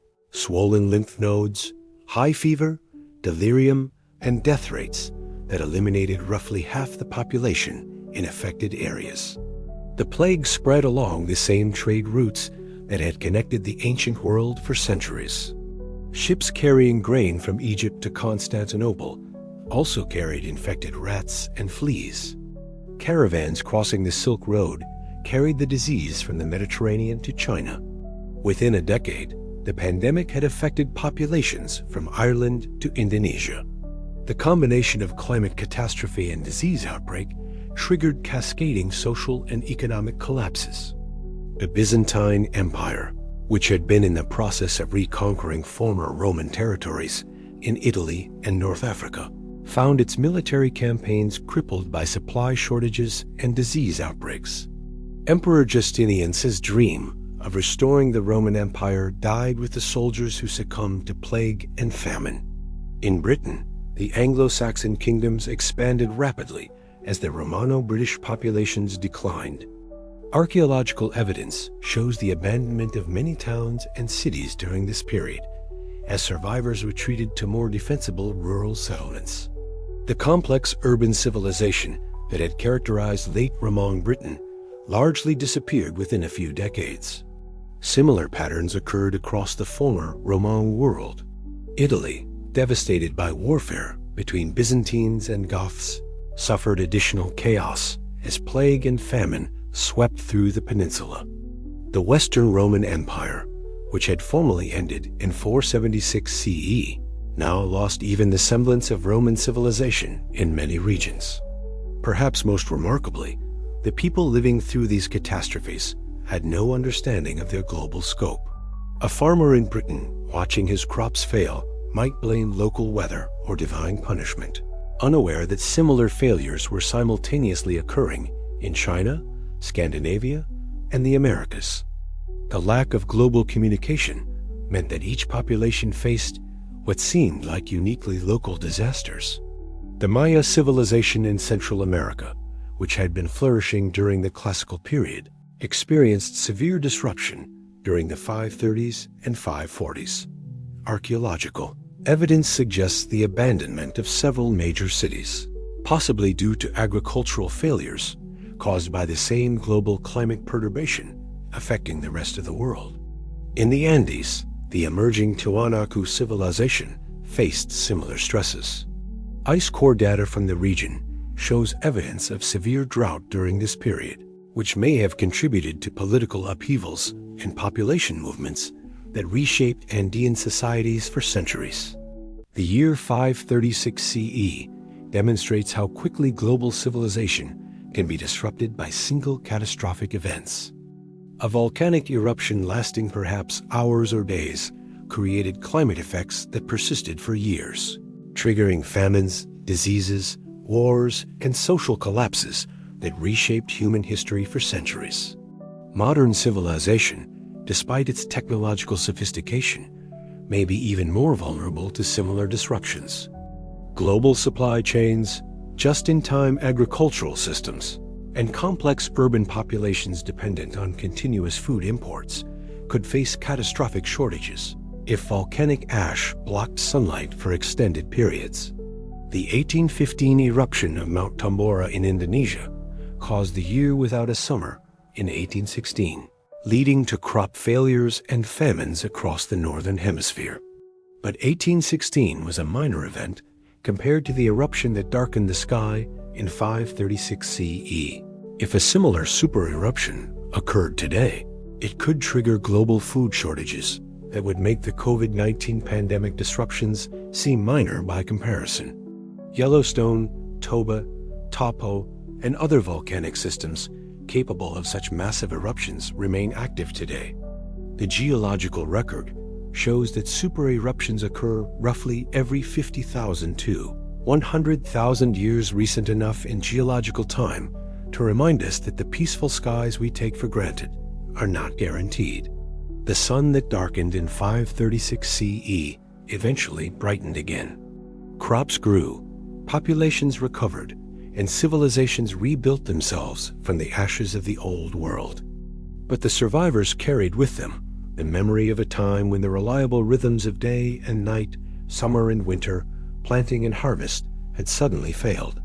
These memories became myths, legends, and prophecies about times when the sun would fail again, when darkness would cover the earth, and when the careful order of human civilization would once again prove as fragile as morning mist before the wind. The day the sun went dark was not the end of the world, but it was a reminder that the end is always possible, always lurking in the volcanic depths of our restless planet, waiting for the right moment to darken our skies and test our civilization's resilience once again. In 1977, astronomer Jerry Emin was reviewing radio telescope data from the Big Ear Observatory when he encountered something that made him grab a red pen and scribble, "Wow!" in the margin. The signal was unlike anything in the cosmic background. Noise a strong, narrow-band transmission that lasted 72 seconds and appeared to originate from the direction of the constellation Sagittarius. The signal matched exactly what CT researchers expected from an extraterrestrial intelligence trying to communicate across interstellar distances. It was transmitted at the hydrogen line frequency, a natural choice for any civilization that understood basic physics. It showed the kind of Doppler shift that would result from Earth's rotation. It came from a region of space with no known natural radio sources. And then it vanished, never to be detected again, despite decades of subsequent monitoring.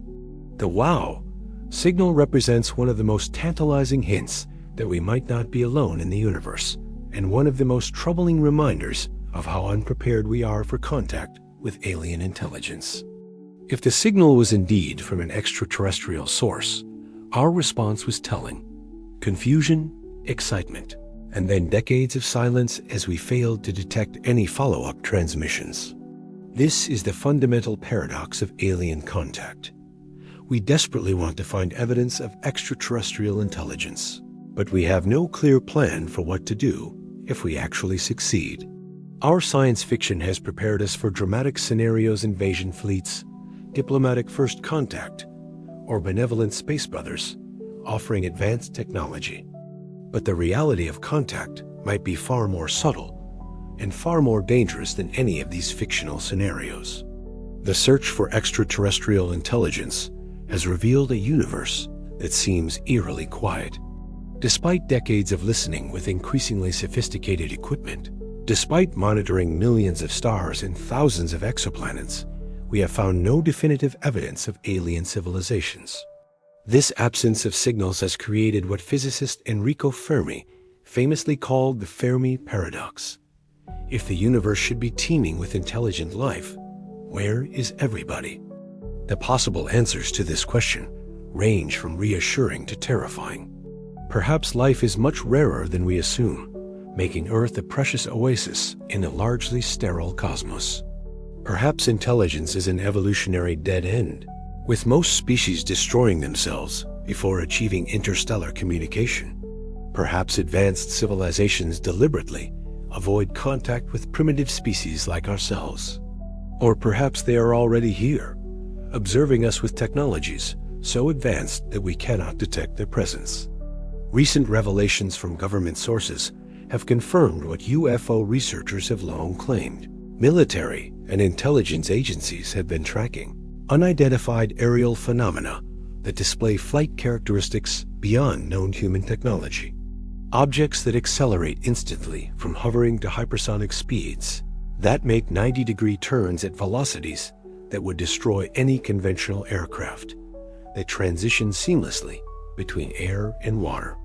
These reports, now officially acknowledged by the Pentagon, raise profound questions about what might be sharing our skies. If these craft represent alien technology, their presence suggests a level of advancement that would make resistance futile and communication perhaps impossible. But the apparent indifference of these phenomena may be more disturbing than outright hostility. The objects appear to observe our military installations, nuclear facilities, and aircraft carriers with the casual interest of entomologists studying ant colonies.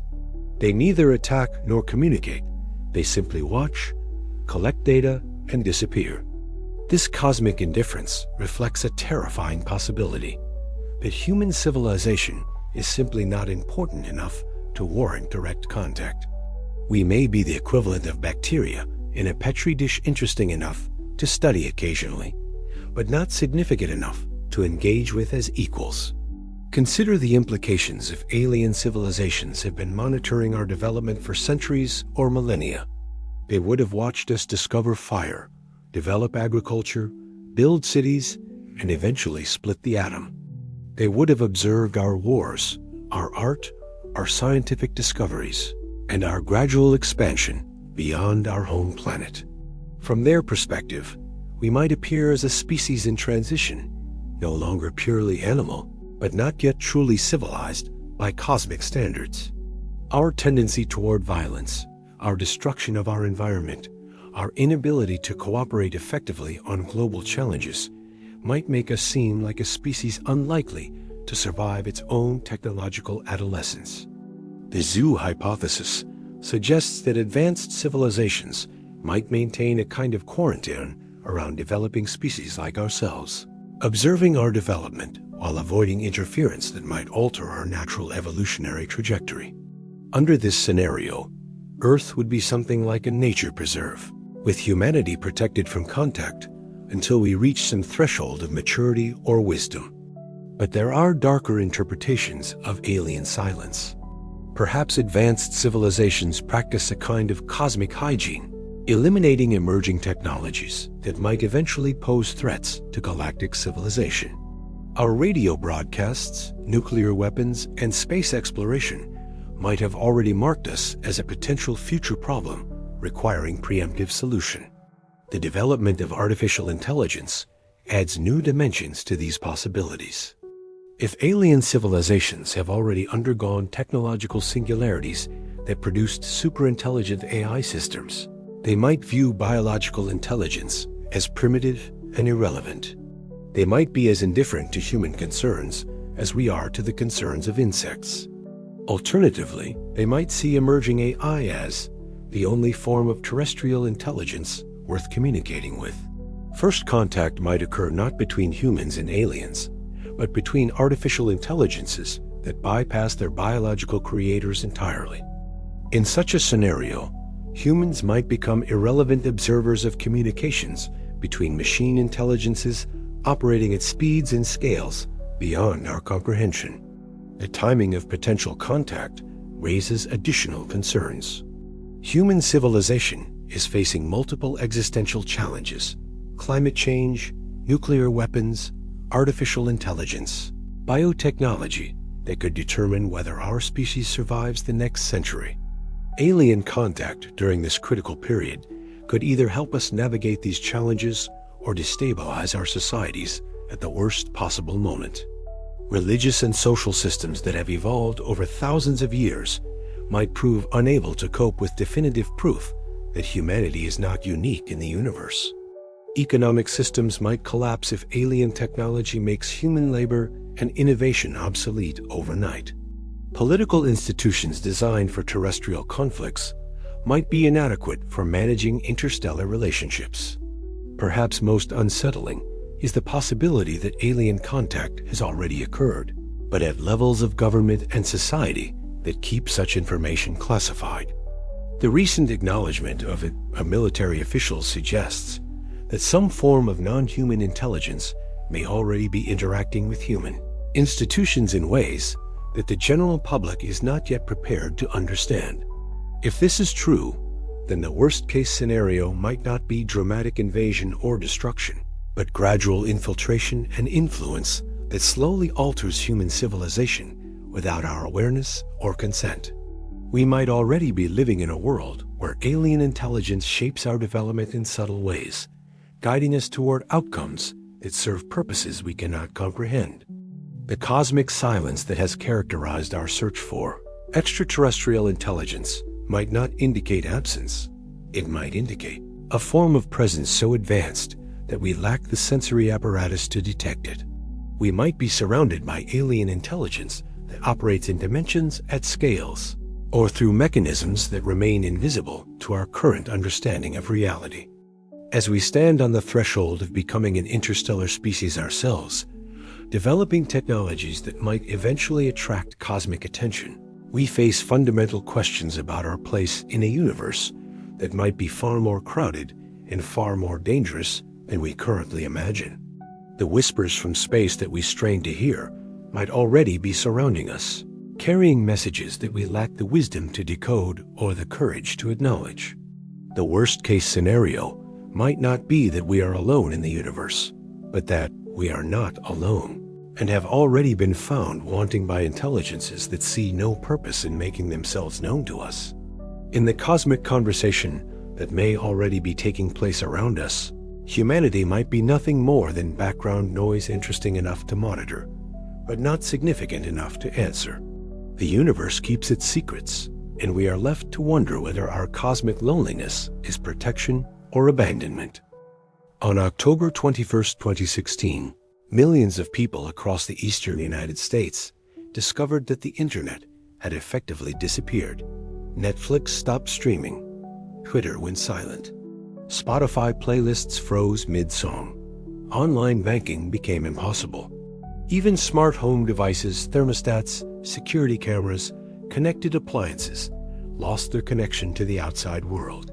The cause was not a cyber attack on major corporations or government agencies, but something far more mundane and therefore more terrifying: an assault on the invisible infrastructure that makes the internet possible. Hackers had infected hundreds of thousands of poorly secured internet-connected devices, digital cameras, printers, baby monitors, even smart light bulbs, and turned them into a massive botnet army. This digital zombie horde then launched a coordinated attack on DIN, a company that provides domain name system (DNS) services. DNS servers function like the internet's phone book, translating human-readable website names into the numerical addresses that computers use to communicate. When DIN's servers became overloaded with malicious traffic, they could no longer perform this translation function, effectively making vast portions of the internet unreachable. The attack lasted less than a day and affected primarily one geographic region, yet it demonstrated the frightening fragility of the digital systems that now underpin virtually every aspect of modern civilization. The internet, which we experience as a robust global network, is actually a complex assemblage of interconnected systems, any of which can become single points of failure for the entire web. This vulnerability has grown exponentially as our dependence on digital connectivity has expanded. Today, the internet is not merely a communication tool or entertainment platform. It is the nervous system of global civilization. Financial markets depend on microsecond precise digital communications. Supply chains rely on continuous data exchange between manufacturers, distributors, and retailers. Even basic utilities like electricity and water treatment increasingly depend on internet-connected monitoring and control systems. The COVID-19 pandemic accelerated this digital dependence, forcing billions of people to work, learn, shop, and socialize online. What began as temporary accommodations have become permanent changes in how human society operates. Remote work, distance learning, telemedicine, and digital commerce are now integral to economic activity in ways that would have been unimaginable just decades ago. But this digital transformation has created unprecedented vulnerabilities. A comprehensive internet failure, lasting weeks or months, could trigger economic collapse on a scale that would make previous recessions look minor. Just-in-time supply chains would freeze as manufacturers lost communication with suppliers. Banking systems would fail as transactions could no longer be processed or verified. Transportation networks would be disrupted as traffic management systems, GPS navigation, and logistics coordination all depend on continuous internet connectivity. The physical infrastructure that supports the internet is surprisingly fragile and geographically concentrated. Most international internet traffic passes through a small number of undersea cables that connect continents.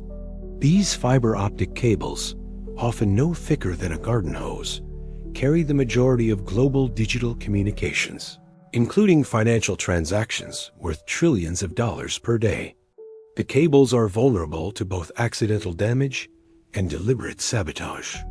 Ship anchors, fishing nets, and natural disasters regularly damage undersea cables, typically causing localized outages that are quickly repaired. But a coordinated attack on multiple cable landing points could potentially isolate entire continents from the global internet for extended periods. In 2008, multiple submarine cables in the Mediterranean were damaged within a few days of each other, disrupting internet and telephone service across the Middle East and South Asia. While the cause was likely accidental ship anchors during rough weather, the incident demonstrated how easily critical communication links could be severed. Satellite internet systems, often proposed as backup solutions, have their own vulnerabilities. Solar storms, space debris, or anti-satellite weapons could disable communication satellites, leaving entire regions without connectivity. The growing amount of space junk in Earth's orbit increases the risk of cascading collisions that could destroy multiple satellites simultaneously. Cyber warfare capabilities have evolved to target internet infrastructure directly. Nation-states have developed sophisticated tools for disrupting enemy communications, manipulating information flows, and destroying digital systems. The Stuxnet virus, which targeted Iranian nuclear facilities, demonstrated that cyber weapons could cause physical destruction of industrial equipment through digital means. But perhaps more dangerous than cyber warfare between nations is the potential for non-state actors to launch attacks that could cripple global digital infrastructure. The barriers to entry for cyber attacks continue to decline as hacking tools become more sophisticated and more widely available.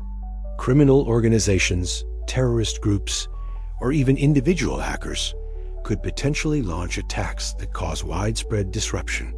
The Internet of Things has dramatically expanded the attack surface available to malicious actors. Billions of connected devices, from smartwatches to industrial control systems, often have minimal security protection. These devices can be recruited into botnets for launching massive distributed denial-of-service attacks, or they can serve as entry points for accessing more critical systems. Artificial intelligence adds new dimensions to cyber threats. AI systems could potentially automate the discovery of vulnerabilities, the development of new attack methods, and the coordination of attacks across multiple targets simultaneously. The same machine learning capabilities that improve cybersecurity defenses could also be used to develop more sophisticated and harder to detect attacks. The consolidation of internet services among a small number of large technology companies creates additional systemic risks. Amazon Web Services, Microsoft Azure, and Google Cloud collectively host a significant portion of the world's internet infrastructure. The failure of any one of these services can disrupt thousands of websites and applications simultaneously. This concentration of digital infrastructure in a few geographic locations and corporate entities creates attractive targets for both nation-state actors and terrorists. A successful attack on major cloud service providers could potentially cause more economic damage than traditional military attacks on physical infrastructure. Even natural disasters pose growing threats to digital infrastructure. Solar storms, which have historically affected mainly radio communications and power grids, could potentially damage the sensitive electronic equipment that enables internet communications. The 1859 Carrington event, if it occurred today, might destroy satellites, disrupt GPS systems, and damage internet infrastructure across entire continents. Climate change increases the risk of extreme weather events that could disrupt the physical infrastructure supporting the internet. Data centers, which consume enormous amounts of electricity for both computing and cooling, are vulnerable to power grid failures during heat waves, floods, or storms. Coastal fiber optic cables and data centers face increasing risks from sea level rise and storm surges. The psychological and social effects of widespread internet failure could be as devastating as the economic consequences. Entire generations have grown up with constant digital connectivity, using social media, messaging apps, and online services as their primary means of communication and information gathering. The sudden loss of these systems could trigger widespread anxiety, social unrest, and political instability. Emergency services, which increasingly rely on digital communications and GPS navigation, could be severely compromised during internet outages. Medical facilities that depend on electronic health records and telemedicine capabilities might be unable to provide adequate care. Educational institutions that have invested heavily in online learning platforms could find themselves unable to function effectively. The digital divide that separates connected and unconnected populations would become a survival divide during major internet disruptions. Communities with backup communication systems, local food production, and traditional skills might prove more resilient than highly connected urban areas that depend on digital services for basic necessities. Perhaps most troubling is our collective loss of knowledge about how to function without digital systems. Navigation skills have atrophied as GPS becomes universal. Social connections increasingly depend on digital platforms. Even basic information storage and retrieval has migrated to cloud-based systems that would be inaccessible during internet failures. The collapse of the digital web would not necessarily be permanent or global, but even temporary. Regional disruptions could have cascading effects that persist long after connectivity is restored. Trust in digital systems, once broken, might be slow to recover. Businesses and individuals might retreat from digital dependence, potentially reversing decades of technological progress and economic efficiency. As we become increasingly dependent on digital connectivity for basic survival, we face a fundamental paradox. The same technologies that enhance our capabilities also create new vulnerabilities that previous generations never had to consider. The digital web that connects us all might prove to be as fragile as the actual webs that spiders spin, beautiful, functional, and easily destroyed by forces beyond our control. The internet that has become as essential as electricity or running water might prove far more vulnerable than these older infrastructures. And unlike previous technological failures, the collapse of digital systems could happen simultaneously across the entire globe, leaving no unaffected regions to provide assistance or serve as models for recovery. The web that connects us all hangs by threads that are more delicate than we dare to imagine. In the summer of 2008, as global food prices reached record highs, riots erupted in over 30 countries across Africa, Asia, and Latin America. In Haiti, demonstrators chanting, "We are hungry," overwhelmed the presidential palace, forcing the prime minister to resign. In Egypt, the government deployed riot police to protect bakeries from crowds desperate for subsidized bread. In Bangladesh, textile workers abandoned their factories to search for affordable rice, disrupting the country's largest export industry. The immediate cause was a perfect storm of agricultural disasters. Droughts in Australia and Argentina, flooding in the American Midwest, and crop diseases in several major grain-producing regions. But these local problems became global catastrophes because of humanity's interconnected food system, where shortages in one region can trigger price spikes and hunger crises across the world within weeks. The 2008 food crisis offered a preview of what could happen if agricultural systems face more severe or sustained disruptions. The thin margin between abundance and starvation that characterizes modern civilization could disappear with shocking speed, triggering conflicts that make traditional wars look minor by comparison. Human civilization is built on a foundation of agricultural surplus. For most of human history, the majority of people were directly involved in food production, with little left over to support cities, armies, or complex societies.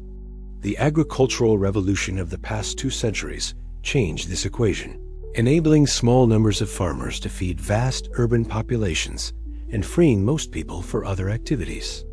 But this transformation has also created unprecedented vulnerabilities.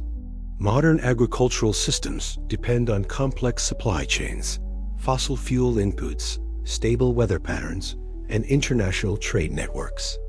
Any significant disruption to these systems could quickly transform the abundance that most people take for granted into life-threatening scarcity. Climate change poses the greatest long-term threat to global food security. Rising temperatures, changing precipitation patterns, and more frequent extreme weather events are already affecting agricultural productivity in key food-producing regions. The grain belts that currently feed the world, the American Midwest, the Ukrainian steppes, the Indo-Gangetic Plain, could experience severe droughts or devastating floods that eliminate their surplus production. Wheat, rice, and corn, the 3 crops that provide the majority of human calories, are particularly vulnerable to climate stress. These grains evolved in stable climates and have been optimized through selective breeding for consistent growing conditions. Rapid climate change could outpace their ability to adapt, leading to declining yields precisely when growing populations need increased production. Water scarcity adds another dimension of risk to agricultural systems. Many of the world's most productive farming regions depend on groundwater aquifers that are being depleted faster than natural recharge rates can replenish them. The Ogallala Aquifer, which supports agriculture across the American Great Plains, has dropped dramatically in many areas. Similar depletion is occurring in aquifers beneath India, China, and the Middle East. When these groundwater resources are exhausted, entire agricultural regions could become unproductive within years or decades.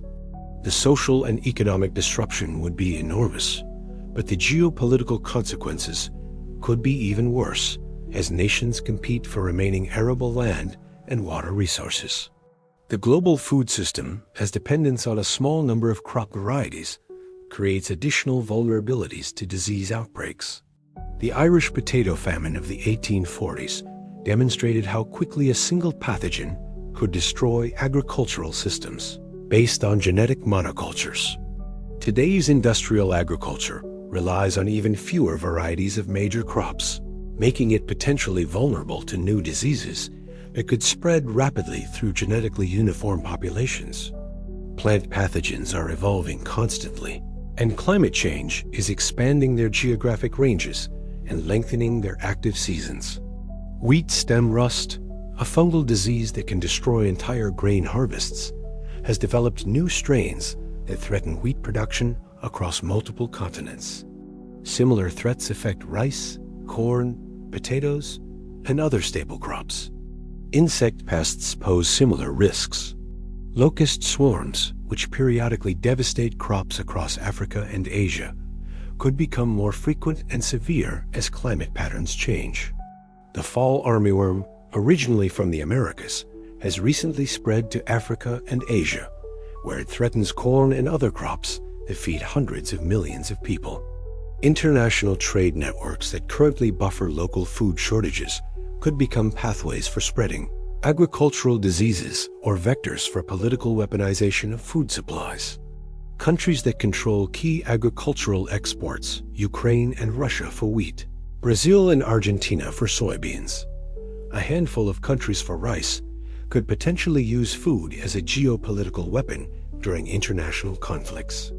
The Russia-Ukraine war demonstrated how quickly agricultural trade could be disrupted by military conflict.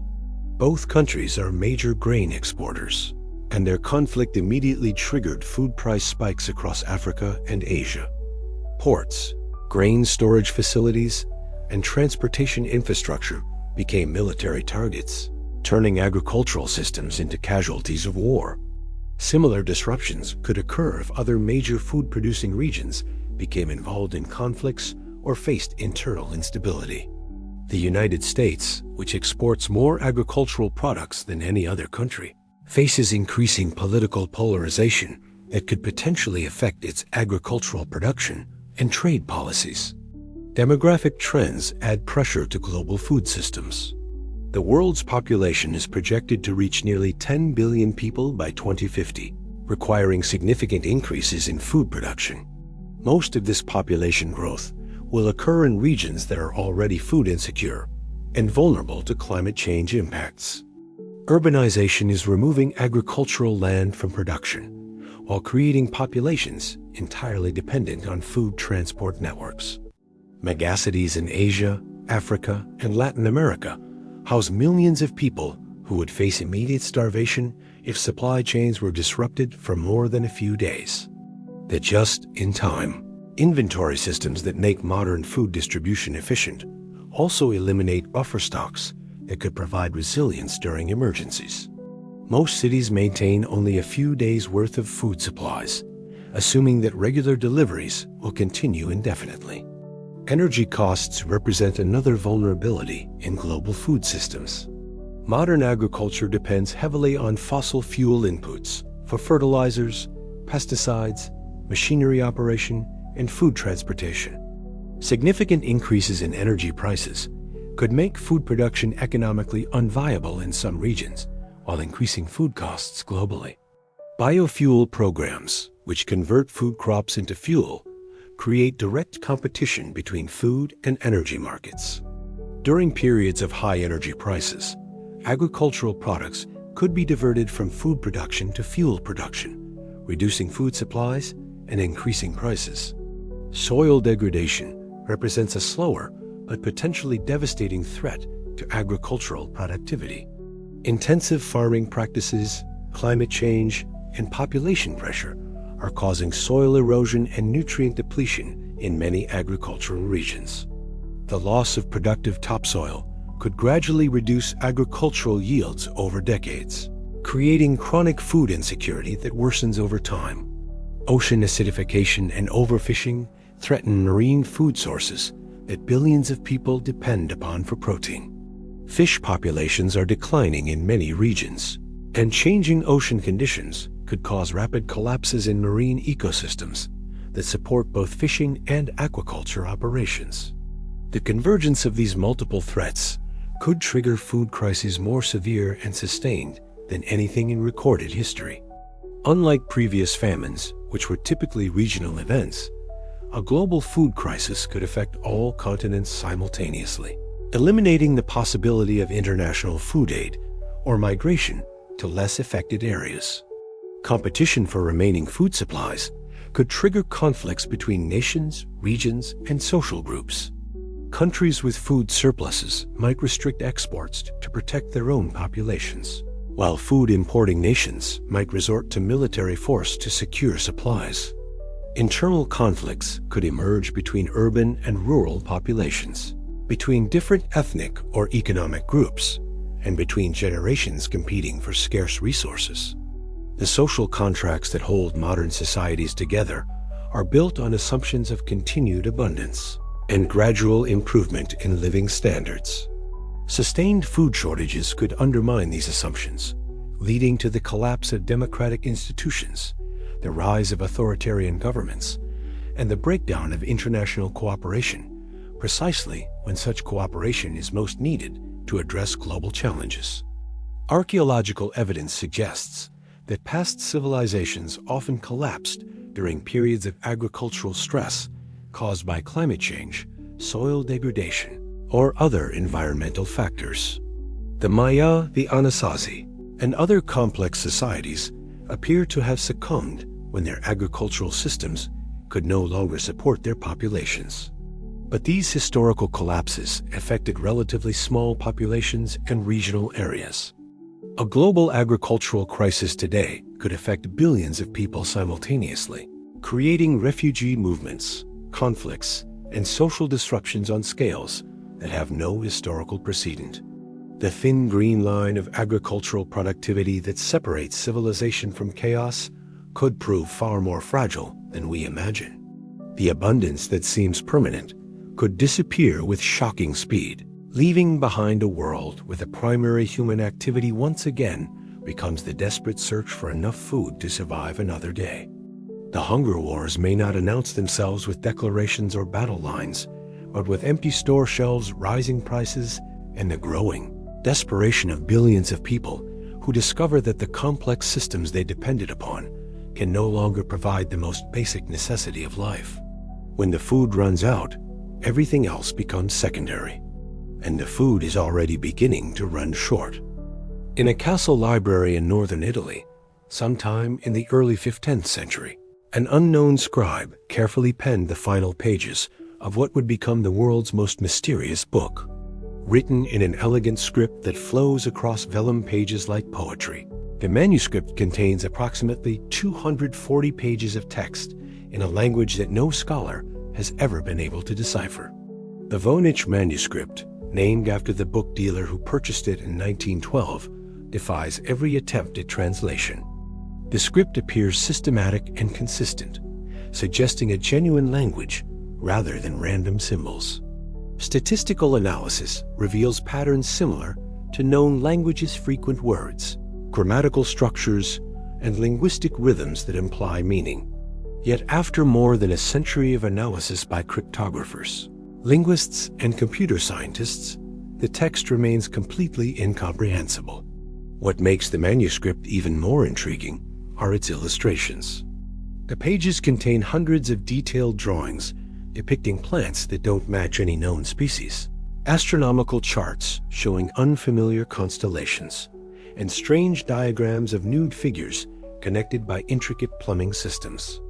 Some images appear to show cellular structures or molecular diagrams, concepts that wouldn't be discovered for centuries after the manuscript was created. The botanical sections are particularly puzzling. The plants are drawn with scientific precision, showing roots, stems, leaves, and flowers in careful detail. But attempts to identify these species have consistently failed. Some appear to be chimeras, combinations of features from different real plants. Others seem entirely fantastical, with impossible anatomical structures or growth patterns that violate basic botanical principles. The astronomical sections contain circular diagrams that might represent calendars, zodiacal charts, or cosmological models. Some researchers have identified what appear to be conventional astrological symbols mixed with unknown notation systems. Others have suggested that the diagrams represent advanced astronomical knowledge encoded in symbolic form. Most mysterious are the biological sections showing networks of nude figures, apparently female, connected by tubes and vessels in elaborate systems that resemble medical or anatomical diagrams.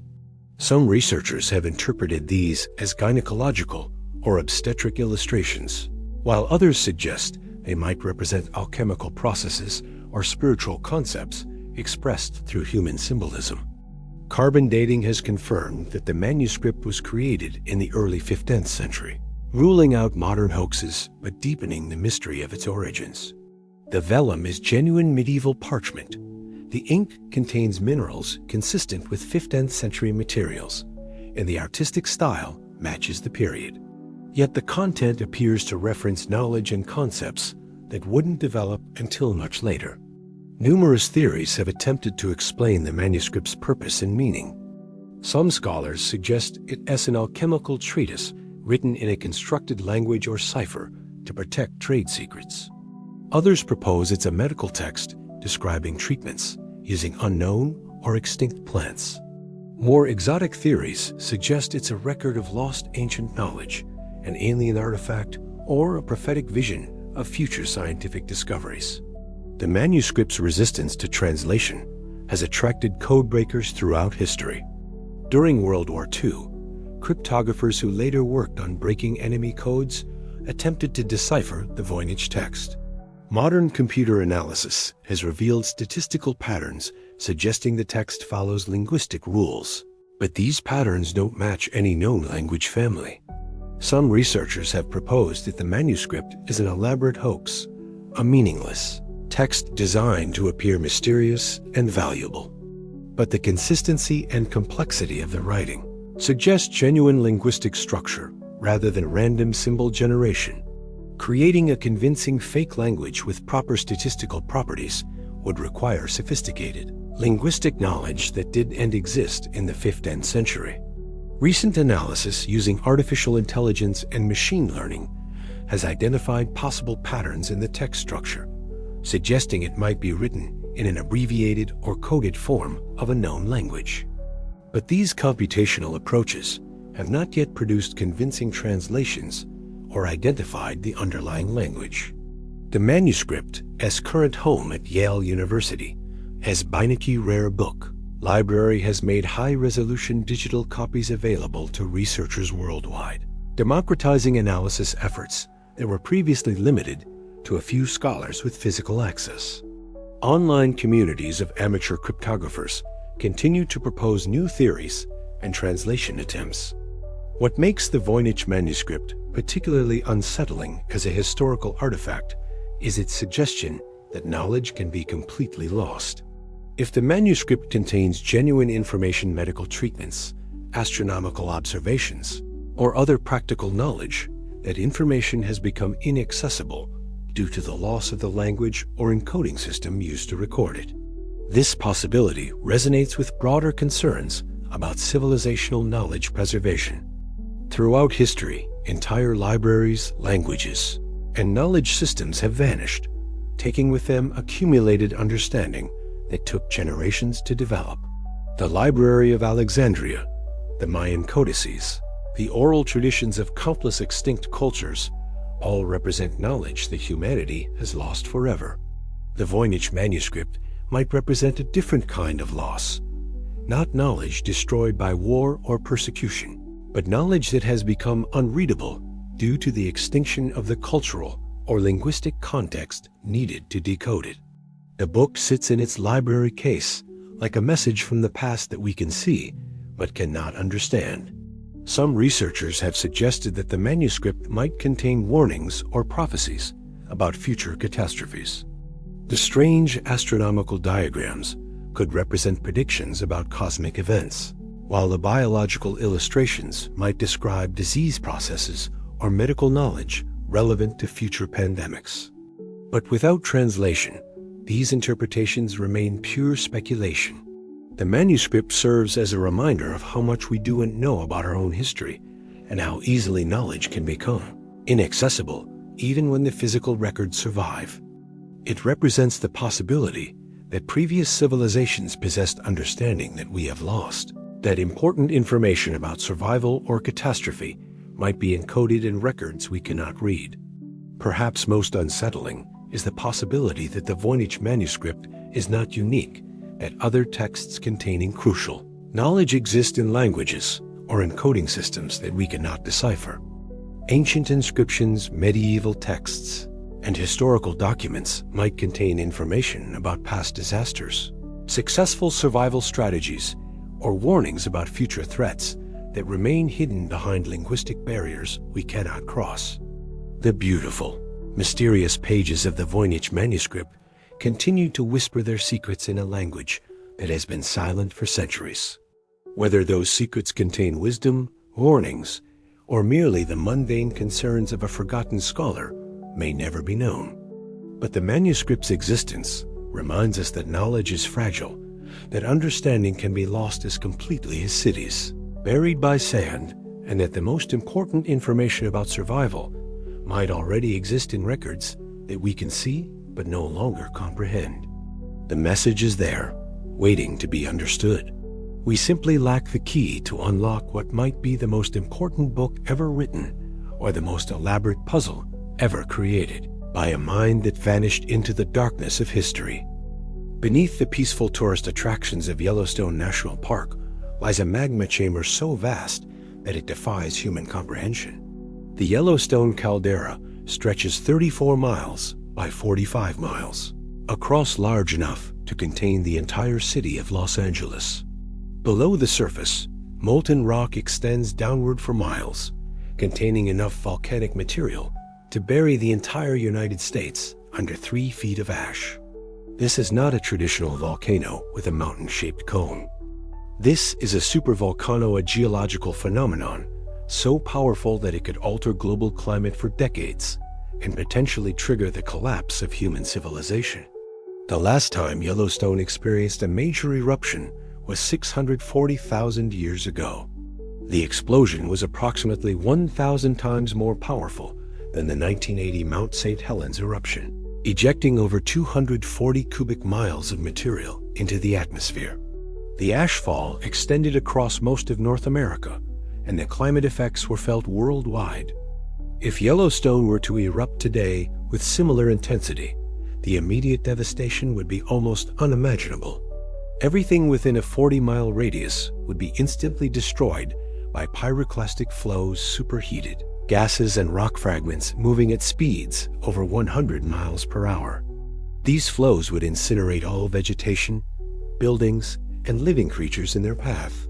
But the local destruction would be only the beginning. The eruption would inject massive quantities of ash and sulfur dioxide into the atmosphere, blocking sunlight and triggering a volcanic winter that could last for years.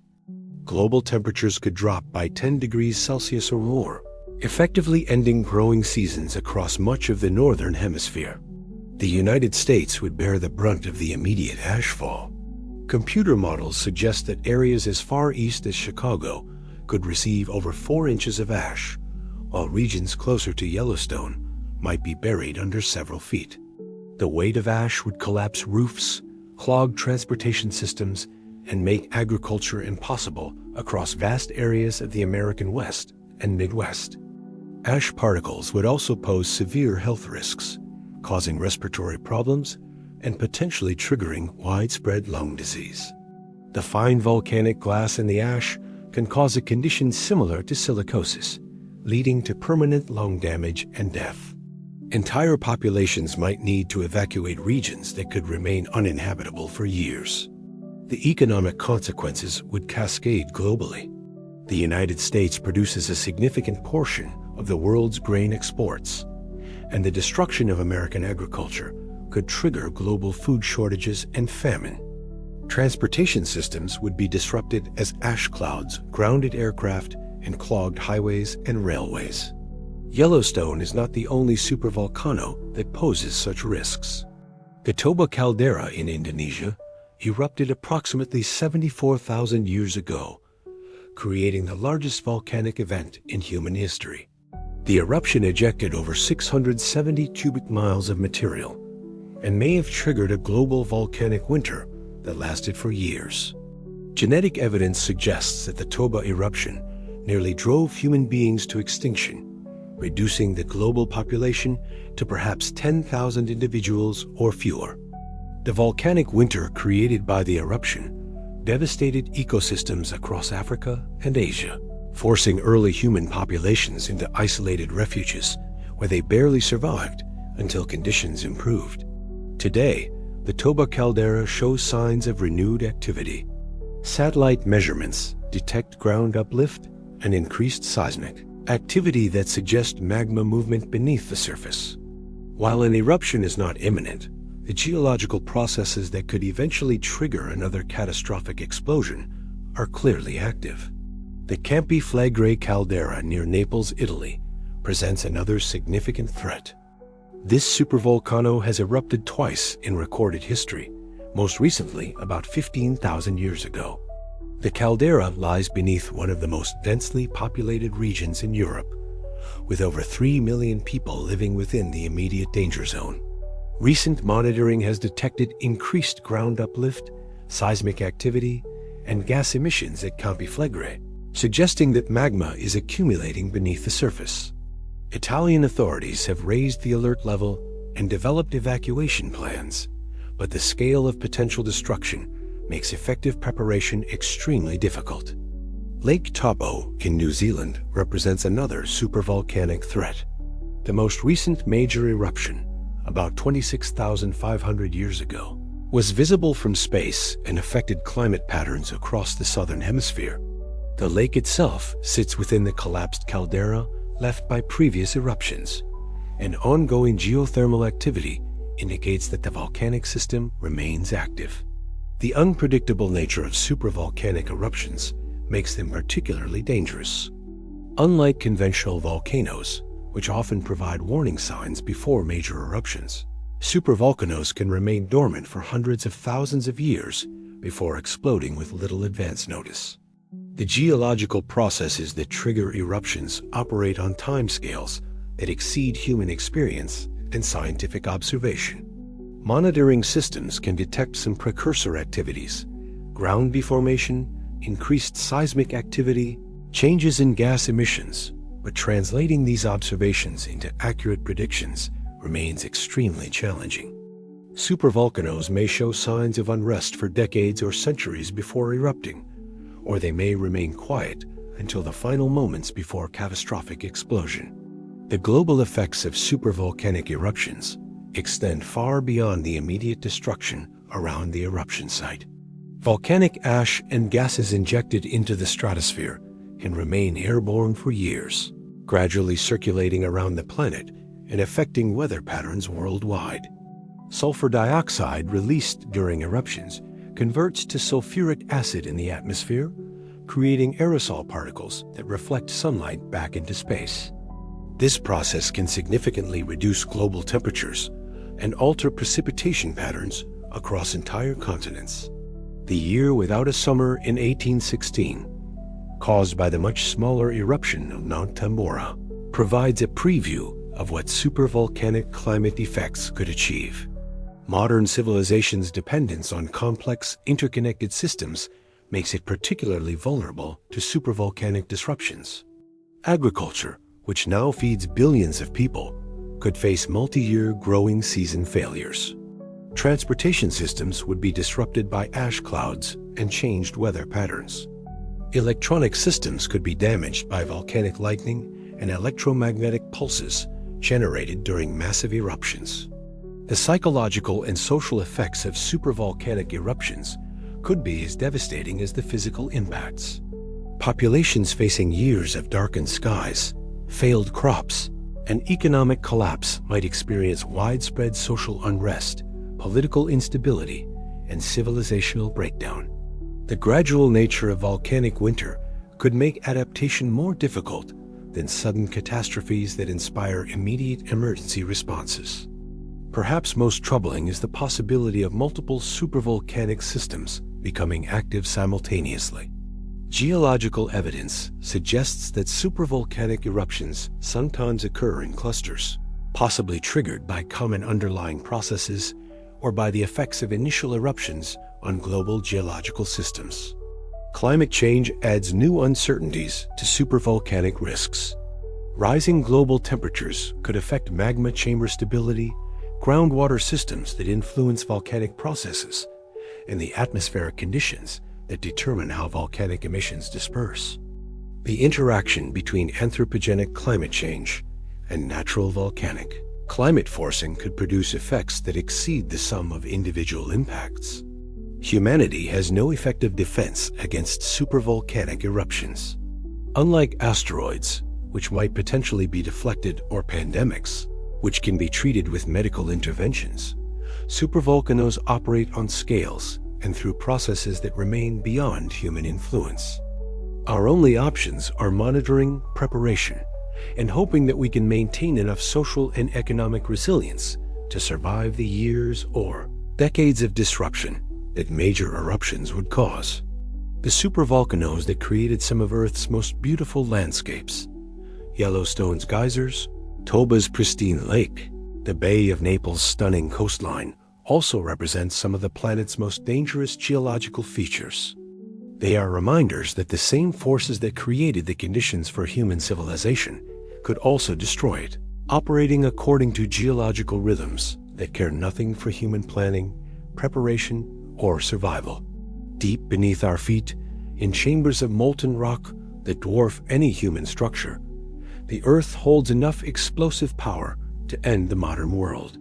The question is not whether these geological time bombs will eventually detonate, but whether human civilization will prove resilient enough to survive when they do. The fuses have been burning for hundreds of thousands of years. We can only hope that we have more time to prepare than the Earth has patience to wait.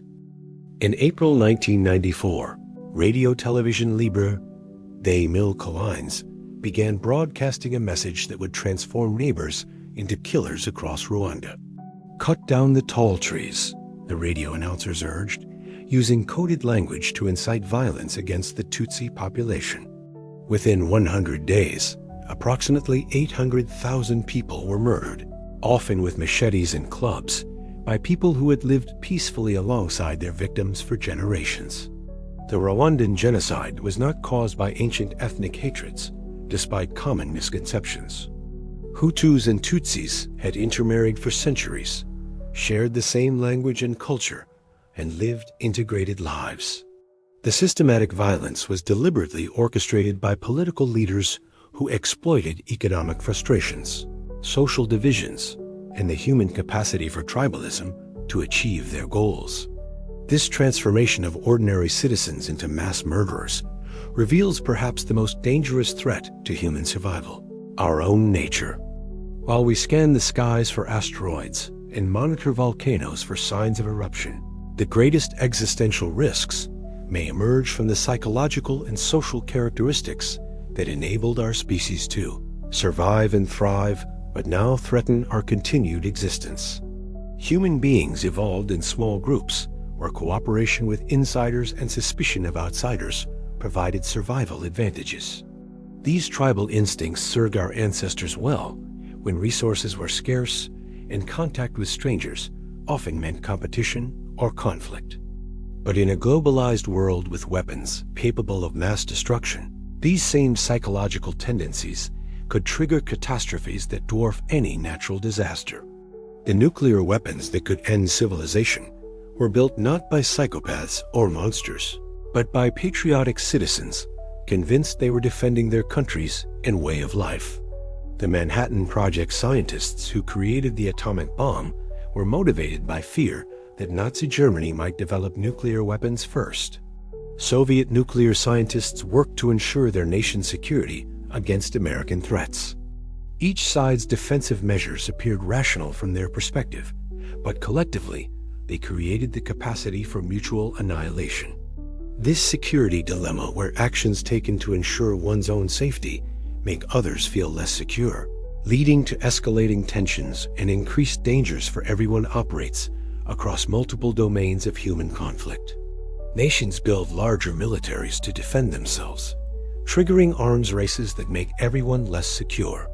Companies compete so aggressively for market share that they undermine the economic systems they depend upon. Political parties pursue victory so ruthlessly that they damage the democratic institutions that give their victories meaning. Climate change represents another area where human nature undermines collective survival.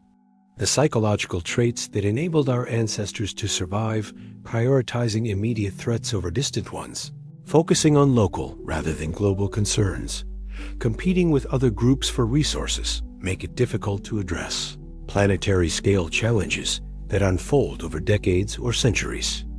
Individual rationality often produces collective irrationality. Each person's decision to drive rather than use public transportation makes sense from their individual perspective, but contributes to emissions and traffic congestion that harm everyone. Each company's decision to minimize environmental costs improves their competitive position, but degrades the environmental systems that all companies depend upon. The tragedy of the commons, first articulated by economist Garrett Hardin, describes how shared resources get overexploited when individuals act rationally in their own self-interest. This dynamic operates in overfishing that destroys marine ecosystems, groundwater depletion that threatens agricultural systems, and atmospheric emissions that alter global climate. But perhaps most dangerous is humanity's capacity for self-deception and wishful thinking. We excel at convincing ourselves that problems aren't as serious as they appear, that someone else will solve them, or that technological fixes will emerge just in time. These cognitive biases helped our ancestors avoid being paralyzed by overwhelming fears, but they now prevent us from taking adequate action against existential threats. The same psychological mechanisms that enable humans to function despite mortality, our ability to live as if death won't happen to us personally, also prevent us from adequately preparing for low-probability, high-consequence risks. We know that pandemics, nuclear accidents, economic collapses, and climate disasters occur regularly throughout history, but we psychologically treat them as unlikely to affect us directly. Social media and modern communication technologies have amplified humanity's worst psychological tendencies. Confirmation bias, which once helped our ancestors quickly identify friends and enemies, now creates information bubbles where people encounter only perspectives that reinforce their existing beliefs. Tribal identity, once limited to groups of 150 people, now operates at scales of millions, creating us versus them dynamics that make compromise and cooperation increasingly difficult. The speed of modern communication also overwhelms the psychological mechanisms that evolved for face-to-face interaction in small groups. We're exposed to more information about conflict, suffering, and injustice than our ancestors encountered in lifetimes, creating compassion fatigue and emotional numbing that reduce our capacity for empathy and collective action. Political systems designed for governing small, relatively homogeneous populations struggle to manage the complex challenges of diverse, interconnected societies. Democratic institutions depend on informed citizen participation, but the cognitive demands of understanding global challenges exceed most people's time, attention, and expertise. The result is political discourse that simplifies complex issues into tribal narratives that feel psychologically satisfying but prevent effective problem-solving. Economic systems that reward short-term thinking and external cost externalization create incentive structures that systematically undermine long-term sustainability. Corporate executives are rewarded for quarterly profits, politicians for electoral victories, and individuals for immediate consumption, while the long-term consequences of these decisions accumulate as systemic risks that threaten everyone's future. The competitive instincts that drove human innovation and achievement also create winner-take-all dynamics that concentrate power and resources among small elites while leaving majority populations increasingly desperate and resentful. Rising inequality, declining social mobility, and economic insecurity create conditions ripe for the kind of social unrest and political extremism that historically leads to civilizational collapse. Perhaps most troubling is humanity's track record of civilizational self-destruction. The archaeological record is littered with societies that collapsed not because of external threats, but because they failed to address internal contradictions and environmental degradation. The Maya, the Anasazi, Easter Island, and countless other civilizations demonstrate that intelligence, technological sophistication, and cultural achievement provide no guarantee against self-inflicted catastrophe. These historical collapses often follow similar patterns. Initial success leads to population growth and resource consumption beyond sustainable levels. Environmental degradation reduces the carrying capacity of the ecosystem. Social elites maintain their privileges, while broader populations face increasing hardship, and political systems become increasingly rigid and unable to adapt to changing circumstances. Modern global civilization exhibits many of these warning signs. Population growth and resource consumption continue to strain planetary systems. Environmental degradation accelerates despite scientific warnings. Wealth inequality reaches levels not seen since the pre-industrial era, and political institutions struggle to address challenges that transcend national boundaries. The weapons we have created, nuclear, biological, chemical, cyber, could enable relatively small groups to cause catastrophic damage to global civilization. As these technologies become more accessible and easier to use, the probability that someone will eventually use them for destructive purposes approaches certainty over sufficiently long time periods. Artificial intelligence adds new dimensions to these risks by potentially amplifying human cognitive biases and competitive instincts while operating at speeds and scales that exceed human oversight. AI systems trained on human data inevitably absorb human prejudices and flawed decision-making patterns, but implement them with superhuman efficiency and persistence. The challenge is not just preventing specific catastrophes, but addressing the underlying psychological and social dynamics that make catastrophes likely. This requires overcoming cognitive biases, tribal instincts, and competitive drives that are deeply embedded in human nature and reinforced by cultural and economic systems. Some researchers argue that humanity needs to undergo rapid cultural evolution, developing new social norms, political institutions, and economic systems that align individual incentives with collective survival. Others suggest that technological augmentation might help overcome biological limitations that make cooperation difficult at global scales. But the window for such transformations may be closing as multiple existential risks converge and amplify each other. Climate change, nuclear weapons, artificial intelligence, biotechnology, and social instability could interact in ways that overwhelm humanity's capacity for adaptation and response. The enemy we face is not external but internal. The same psychological traits and social dynamics that enabled our rise to planetary dominance now threaten our continued survival. Defeating this enemy requires not just technological solutions, but fundamental changes in how we think, organize societies, and relate to each other and our environment. The question is whether a species that evolved for small group survival can develop the wisdom and institutions necessary for planetary stewardship before the consequences of our nature destroy the civilization we have built. We have met the enemy, and he is us. The only question is whether we can evolve fast enough to survive ourselves.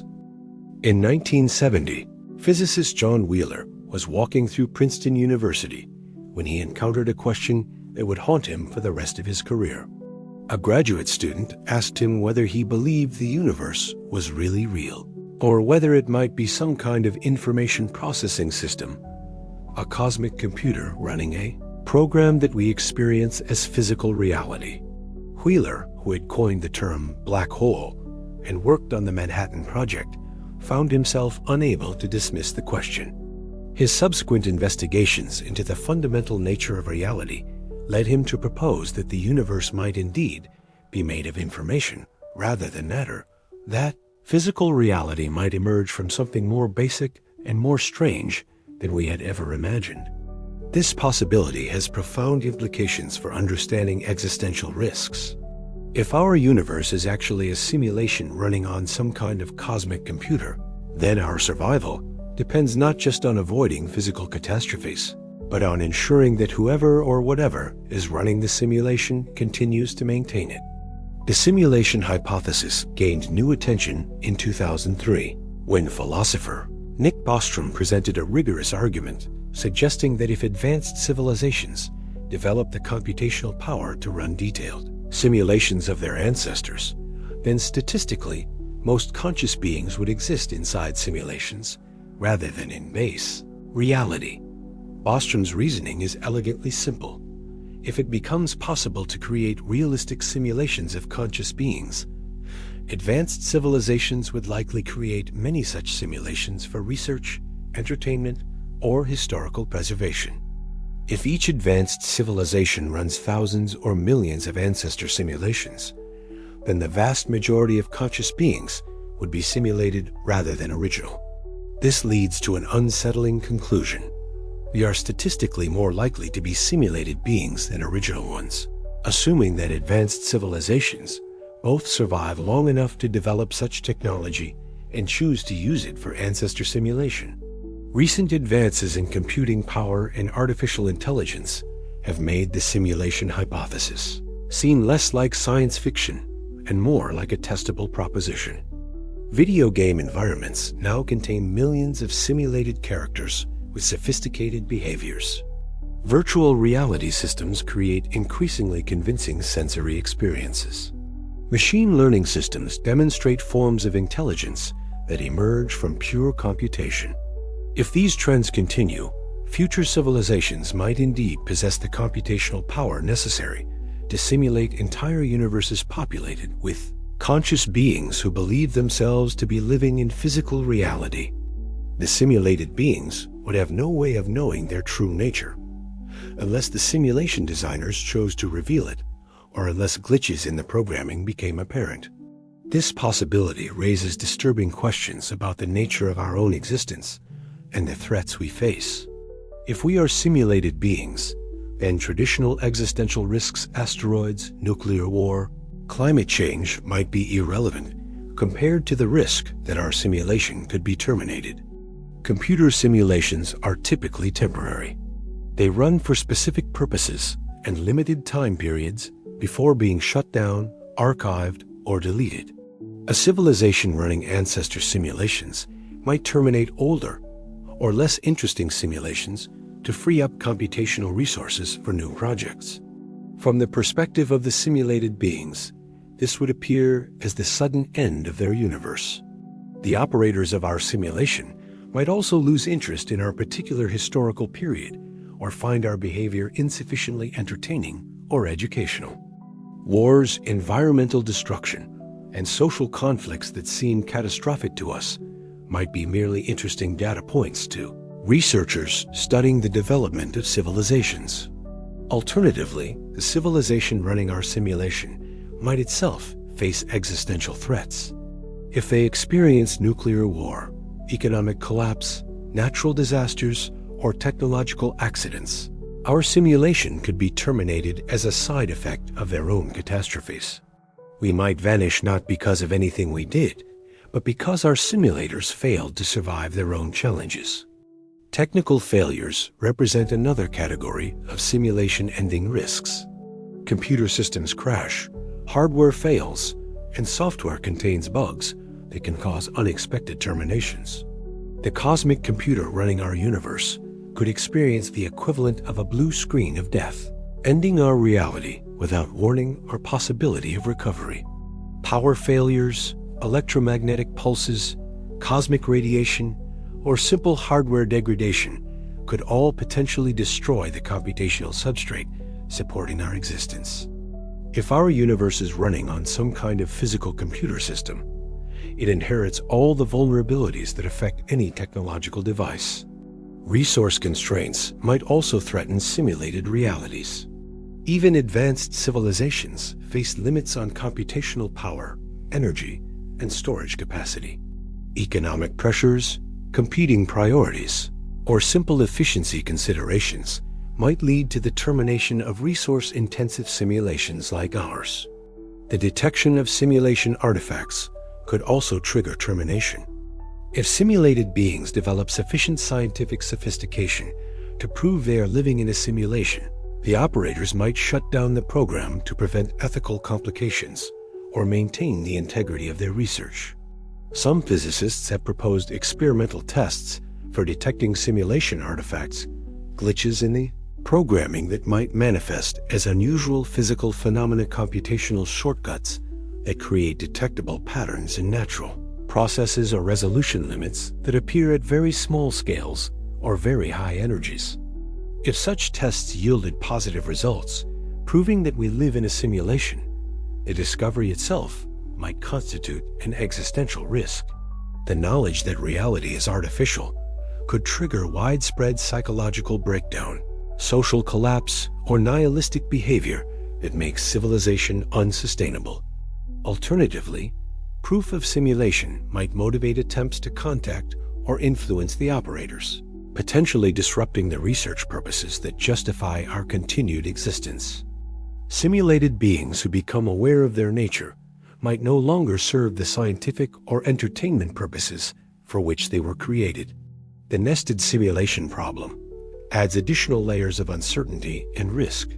Our simulators might themselves be simulated beings running on an even more advanced computer system. This creates infinite regress, where successive levels of reality depend on maintaining vast chains of computational systems, any link of which could fail and terminate multiple nested universes. Quantum mechanics introduces further complications to the simulation hypothesis. If consciousness depends on quantum effects that cannot be efficiently simulated using classical computation, then we might need quantum computers of enormous sophistication to support conscious simulated beings. The technical requirements for such systems might be so demanding that simulation becomes impractical even for advanced civilizations.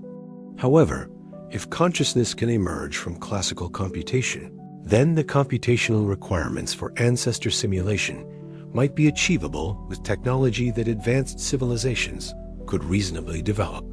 In this scenario, the simulation hypothesis becomes more plausible and the associated existential risks more serious.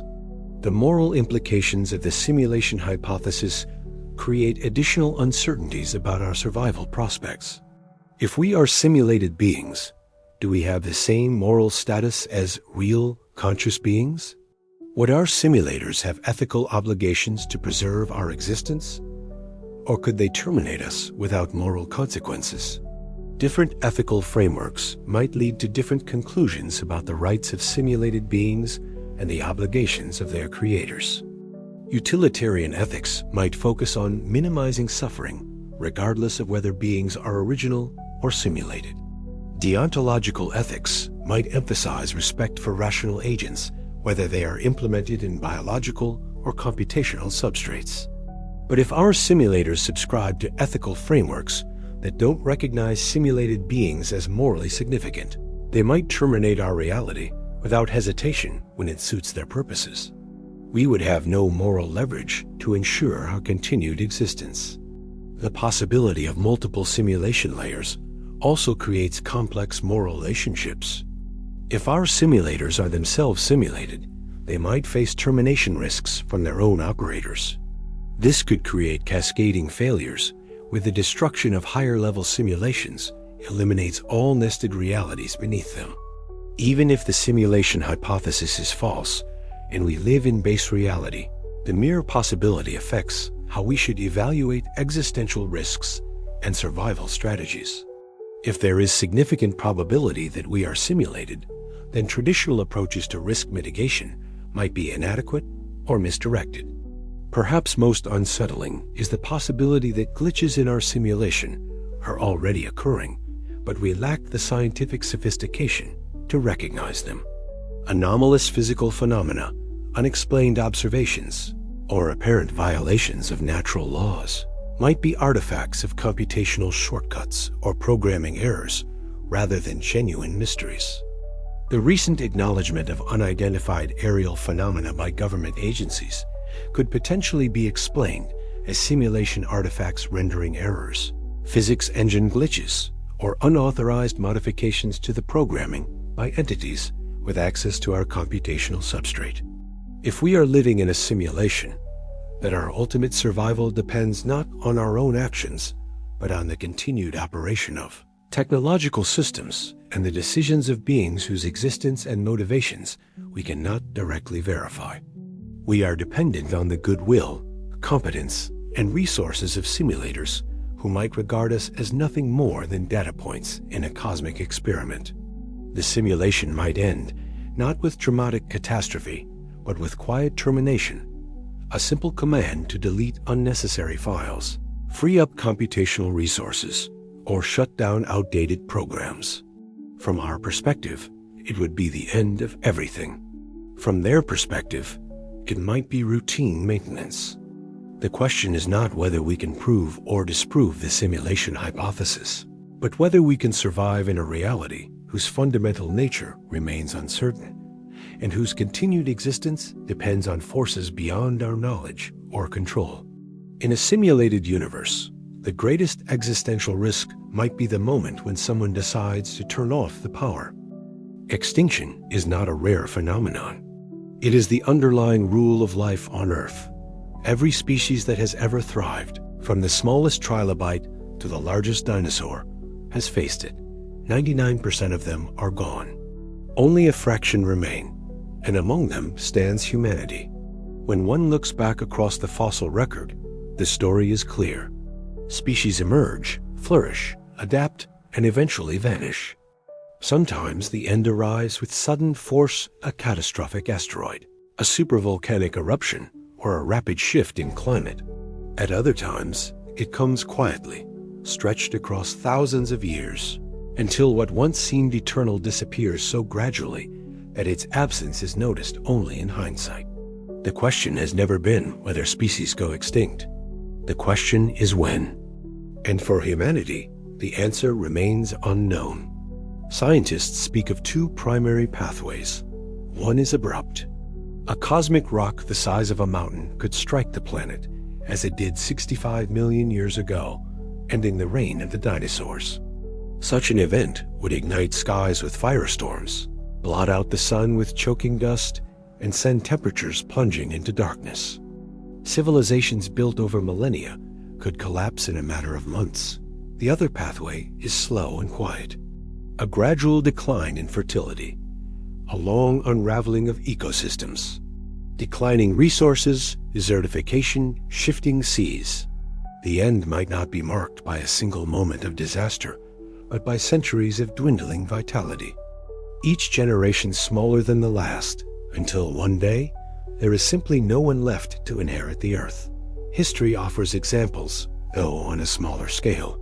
The Neanderthals, once spread across Europe and Western Asia, endured for over 200,000 years. They were strong, intelligent, and resourceful. Yet they faded, not through a single calamity, but through a long retreat until they were gone. Today, they live only as fragments in our DNA, shadows within us of a vanished people. If such an end could come to them, it is not impossible for us. There are those who imagine alternatives. That humanity will not die out, but fracture. That some will migrate to distant planets, while others remain behind. That genetic engineering may reshape us into forms unrecognizable as human. In such futures, extinction may not be an event, but a transformation, the dissolution of Homo sapiens into something new. Yet the result would be the same, the silence of what we once were. The Earth itself carries memories of near extinctions. In the year 1815, Mount Tambora erupted in Indonesia with such force that the following year became known as the year without a summer. Crops failed, famine spread, and societies trembled. And this was only a single eruption. Multiply that scale, stretch it across centuries, and it is not difficult to imagine humanity's grip loosening. Even further back, in the year 536, volcanic ash dimmed the skies across the northern hemisphere. Contemporary witnesses wrote of a sun that gave no warmth, of harvests that failed, of famine and despair. For a moment, the world was on the edge of collapse, but humanity endured this time. Myths, too, seemed to echo with warnings. The Norse spoke of Ragnarök, where gods and men alike would perish in a storm of fire and frost. The Hopi told of cycles of destruction, each world ending in flood or flame before another began. Hindu cosmology speaks of the Kali Yuga, an age of decline destined to end in collapse before renewal. Perhaps these myths are echoes of ancient memories. Perhaps they are allegories for cycles yet to come. But their message is always the same. Endings are inevitable. Some scholars suggest that extinction may not truly be an ending, at least not in the traditional sense. Fragments of humanity may endure in archives of DNA, frozen embryos, or digital records. Perhaps even after the last person is gone, the idea of humanity could be resurrected. Future species, or even machines, might reconstruct us. They may one day look back at ruins and fossils, piecing together the story of a vanished race. But the humanity that once was, the laughter, the culture, the dreams, would still be gone. Picture the world without us. Forests spreading over forgotten cities, roots breaking through concrete, rivers carving new paths through silent streets, the skeletons of skyscrapers leaning into ruin, the air filled not with the noise of traffic and industry, but with wind, rain, and birdsong. In time, even those reminders would fade. Stone would crumble, metal would rust. The very memory of us would erode into dust. And Earth would turn as it always has, carrying new life where old life once flourished. This is the silence of extinction. It is not necessarily violent. It is not necessarily sudden. It is simply the end of a story, the closing of a chapter in the book of life. For some, the thought is terrifying. For others, it is humbling. Extinction reminds us that permanence is an illusion, that even we, with our machines, our cities, and our sciences, are bound to the same laws as every creature before us. Perhaps that realization gives us urgency. Perhaps it gives us humility. Perhaps it gives us the wisdom to endure a little longer. But one truth remains. Whether tomorrow or 10,000 years from now, silence waits. And in that silence, the earth will continue. Life will rise again, different, unfamiliar, but alive. It's chapter 21. The evidence for a worldwide flood is so overwhelming that many people just dismiss it out of hand. They say there never was such a thing. But what about all the myths and legends? What are we to make of them? Are they nothing but fairy tales, or do they point to something much more sinister, something that happened in the distant past? The myths are stories told by cultures around the world about the origins of humanity, the creation of the world, and the end of the world. They often involve fantastic creatures like dragons, giants, and monsters, as well as brave heroes who go on incredible journeys. For centuries, these myths were dismissed as nothing but fantasy, and even today, many people think of them as superstitious nonsense. However, over the past few decades, some researchers have begun to take myths seriously, realizing that they might contain bits of information about our ancient past, including our prehistory. And in this episode, I want to revisit some of these ancient prophecies to see if they might not be just myths after all. One of the most famous myths about the end of the world comes from the Hopi Native Americans. This myth tells of a time when the world will be destroyed by a great purification, which will be caused by the 7 evil clans. Now, the Hopi people have always interpreted this myth as a prophecy about the future, saying that it predicts the destruction of the world as we know it and the subsequent rebirth of humanity. However, more recent research suggests that the myth may actually be an encoded memory of a catastrophic event that occurred in the past. An event that wiped out most of humanity and nearly destroyed the rest. According to the Hopi, the 7 evil clans represent the 7 deadly sins, which are greed, lust, anger, pride, envy, gluttony, and sloth. Now, each of these sins is associated with one of the 7 natural disasters that will occur during the Great Purification. Greed will cause an earthquake. Lust will cause a flood. Anger will cause a fire. Pride will cause a drought. envy will cause a famine, gluttony will cause a storm, and sloth will cause darkness. Together, these 7 disasters will destroy the world and purify it of all life. Only a few good people will survive the great purification, and they will live on until the world is ready for the return of the 7th ray, which represents the spirit of light. Then the survivors will build a new society based on the teachings of the 7th ray, and the cycle of destruction and rebirth will begin again. In addition to the 7 deadly sins, the Hopi also believe that 3 supernatural beings will appear during the Great Purification.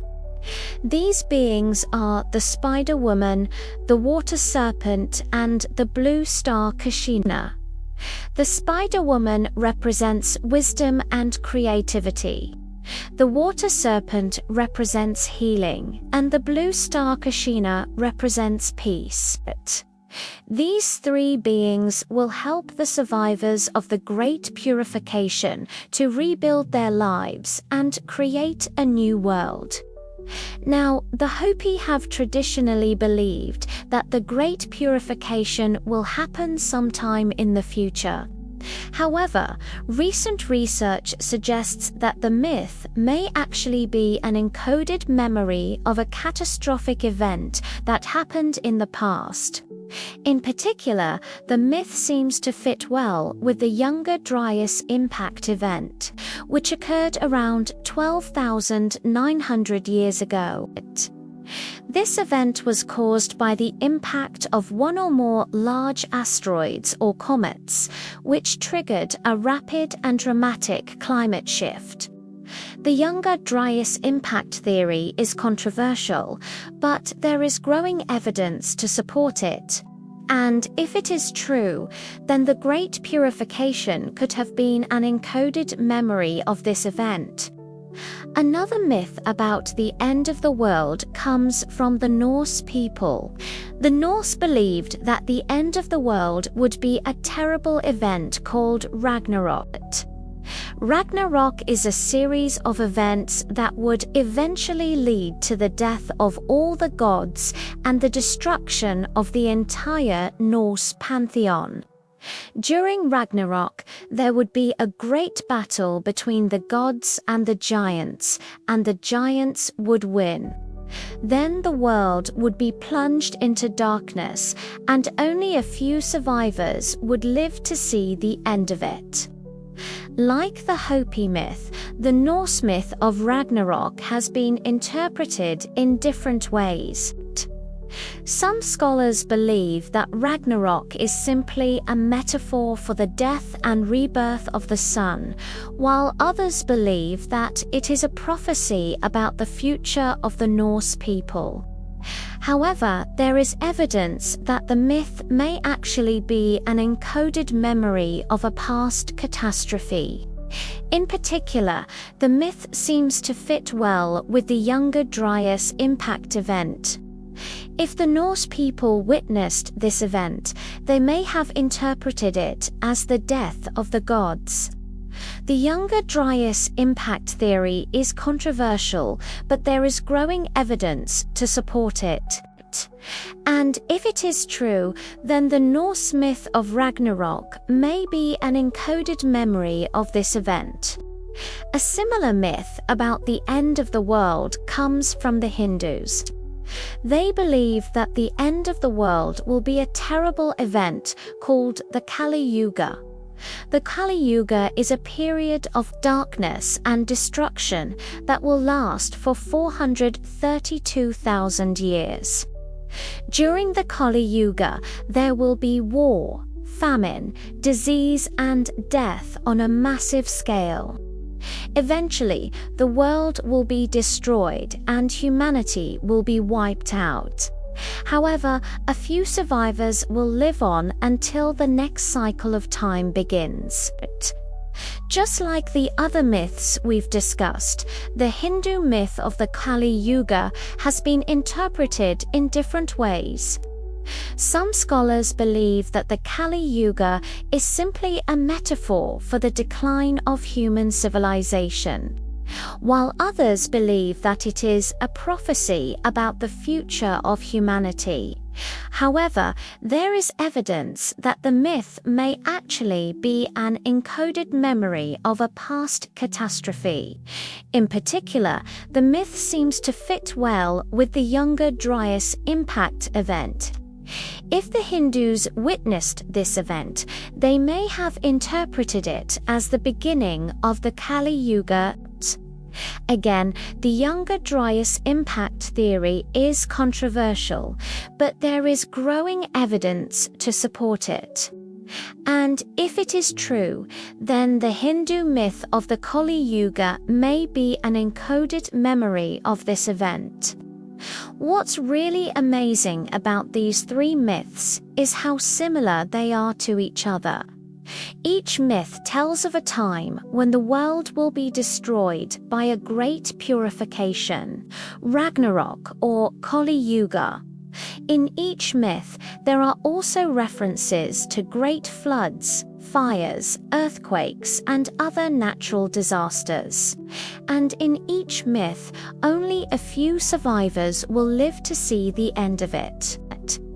Could it be that these three myths are simply the result of a worldwide flood? That's possible.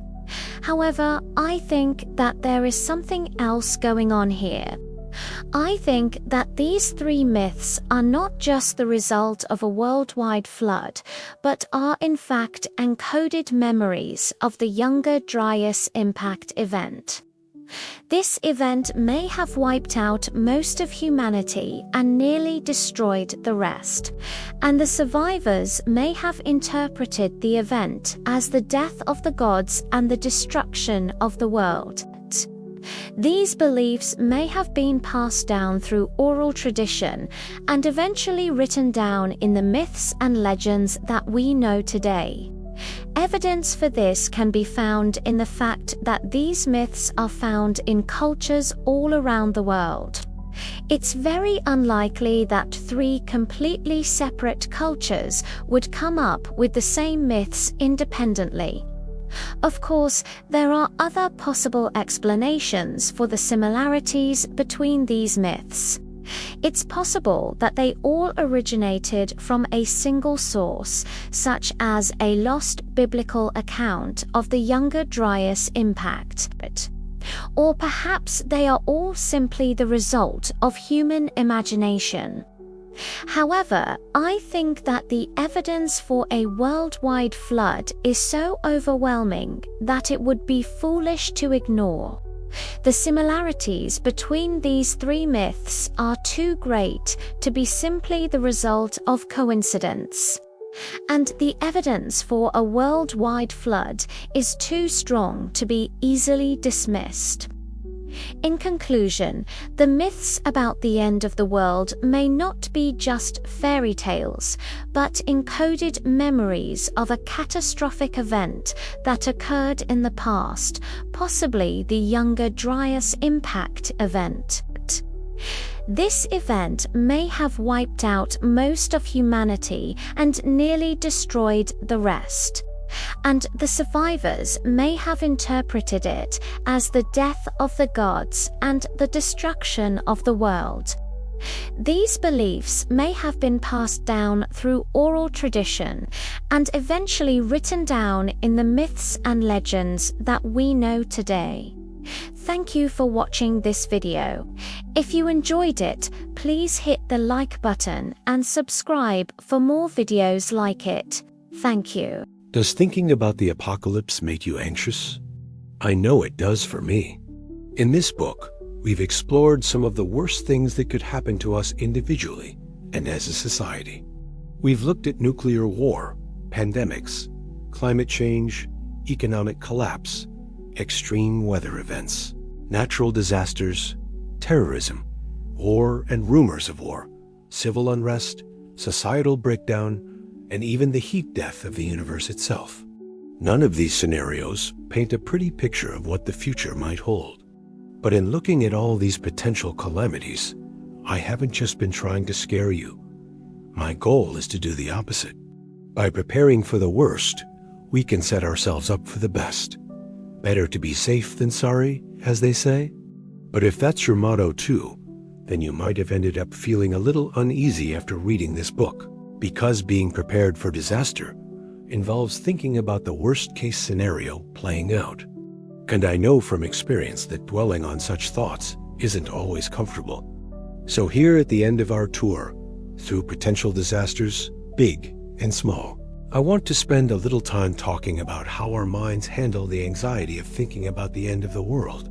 Let's start with a quote from the Swiss psychologist Carl Jung, who said, "The most terrifying thing is to accept oneself without any defense."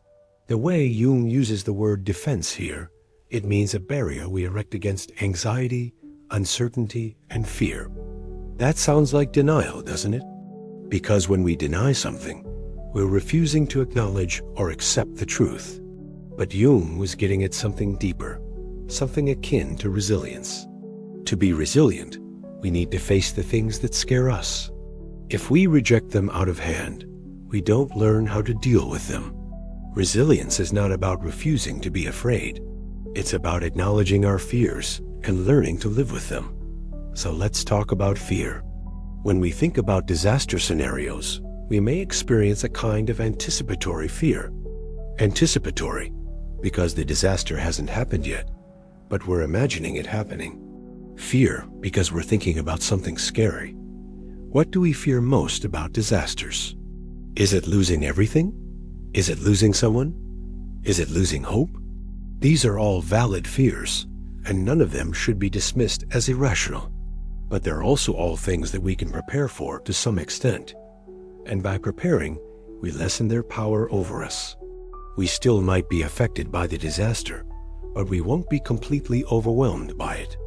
This relates to another idea, this time from the cognitive behavioral therapist and author of Self-Compassion, Kristen Neff, who writes, "We suffer not only because of the way things are, but also because of the way we think of them. How we interpret or frame the situation matters. Framing matters." When I sat down to write this book, I didn't do so because I wanted to spread fear, uncertainty and doubt, or FUD, as it's sometimes called.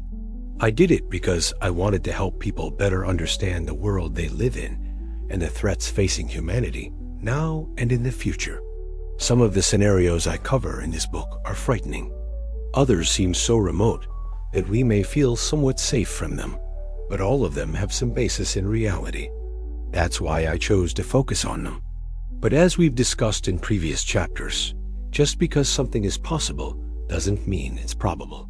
Just because something is likely doesn't mean it's inevitable. We tend to overestimate the likelihood of rare events and underestimate the likelihood of common ones. In other words, we fear the wrong things. When we hear about a tornado touching down in a small town, we're shocked and horrified. But we shouldn't be. Tornadoes are relatively rare events. What's much more likely is that we'll die from heart disease, stroke, or cancer. Yet most of us are blithely unaware of the steps we can take to lower our risk of dying from those causes. We don't even think about them. What am I trying to say here? If you're worried about the future, it's probably best to stop worrying. Yes, there are things that could happen tomorrow that would change our lives forever, but the chances of those things actually happening are probably pretty low. I'm not saying we should uncare about the future or that we shouldn't be aware of the challenges that lie ahead. I am saying that we shouldn't be paralyzingly afraid of the future. Let's go back to Jung again. He said, "What is the sense of dwelling on the thought that all our anxieties and efforts are ultimately in vain? Only a God could know that. But man cannot know it. Therefore, he must act as if his efforts are not in vain. We can prepare for the future as if our efforts will matter because they do. By bracing ourselves for what's coming, we give ourselves the best chance of surviving whatever it is that's coming. But let's imagine for a moment that nothing we do will make a difference. Let's imagine that no matter what we try to do, our efforts are in vain. If that were true, Would it make sense to spend our days worrying about the future? I think the answer is no. Not only is it futile, it's self-destructive. Worrying won't change the outcome. It'll only make us miserable. If that's how you feel most of the time, if you're in a state of constant worry and dread, then something is wrong. Either the level of threat is genuinely underappreciated, in which case you should learn more about how to prepare, or the level of anxiety you re-experiencing is too high, in which case you should seek professional help. There is no point in worrying about the future if you're really not going to do anything about it. And there's no point in preparing for the future if you're really going to let fear paralyze you. Now, I know this might sound callous, but bear with me. When we think about the end of the world, we tend to think about it in absolute terms, as if it's a binary event, something that either happens or it doesn't. But things aren't always that clear-cut. For instance, we often think of nuclear war as an all-or-nothing proposition. Either the bomb drops and the world ends, or it doesn't. But what if the world didn't end, but became much, much worse? A recent report found that a single nuclear weapon detonated over a major city could cause the total loss of life. The United Nations estimates that up to 2 billion people could be injured or require medical treatment. The World Health Organization estimates that up to 1 million people could die from injuries, burns, and acute radiation. Millions more would die later from cancer and other health issues related to radiation exposure. The global economy would be thrown into chaos. Food shortages and famines would occur. Governments and organizations would collapse. Global supply chains would break down. Even if we survive a nuclear attack and the nuclear winter that follows, the world as we know it would cease to exist. In many ways, a nuclear attack would be worse than a total annihilation. All of human knowledge, culture, and civilization would be wiped away. Life itself could be extinguished on the planet for all eternity. That's a bleak outlook, perhaps too bleak. The thing is, we don't really know how bad things would get because we've never experienced anything like it before. This leads us to a difficult question. Would you rather know how bad things would get or not know? Personally, I'd rather not know. Ignorance is bliss. Knowledge is power. Knowledge is also burden. There are 3 ways we can respond to the possibility of disaster. We can prepare, we can deny, or we can wonder. Wonder what will be. All 3 approaches have their merits and their drawbacks. Preparing makes us vulnerable to disappointment and frustration, especially if the disaster we're preparing for never happens. Denial makes us vulnerable to harm, especially if the disaster does happen. Wondering makes us vulnerable to ignorance, especially if the disaster does happen. Which approach is best? I don't know. It's up to each of us to decide. But one thing I do know is that we can't afford to ignore the future. Even if we're not sure what's coming, we can be sure that the world won't stay the same. Change is the only constant. So instead of worrying, let's prepare. Instead of denying, let's wonder. And instead of wondering, let's prepare. Thanks for watching this video. If you enjoyed it, please give it a thumbs up and share it with your friends and family. Stay safe out there.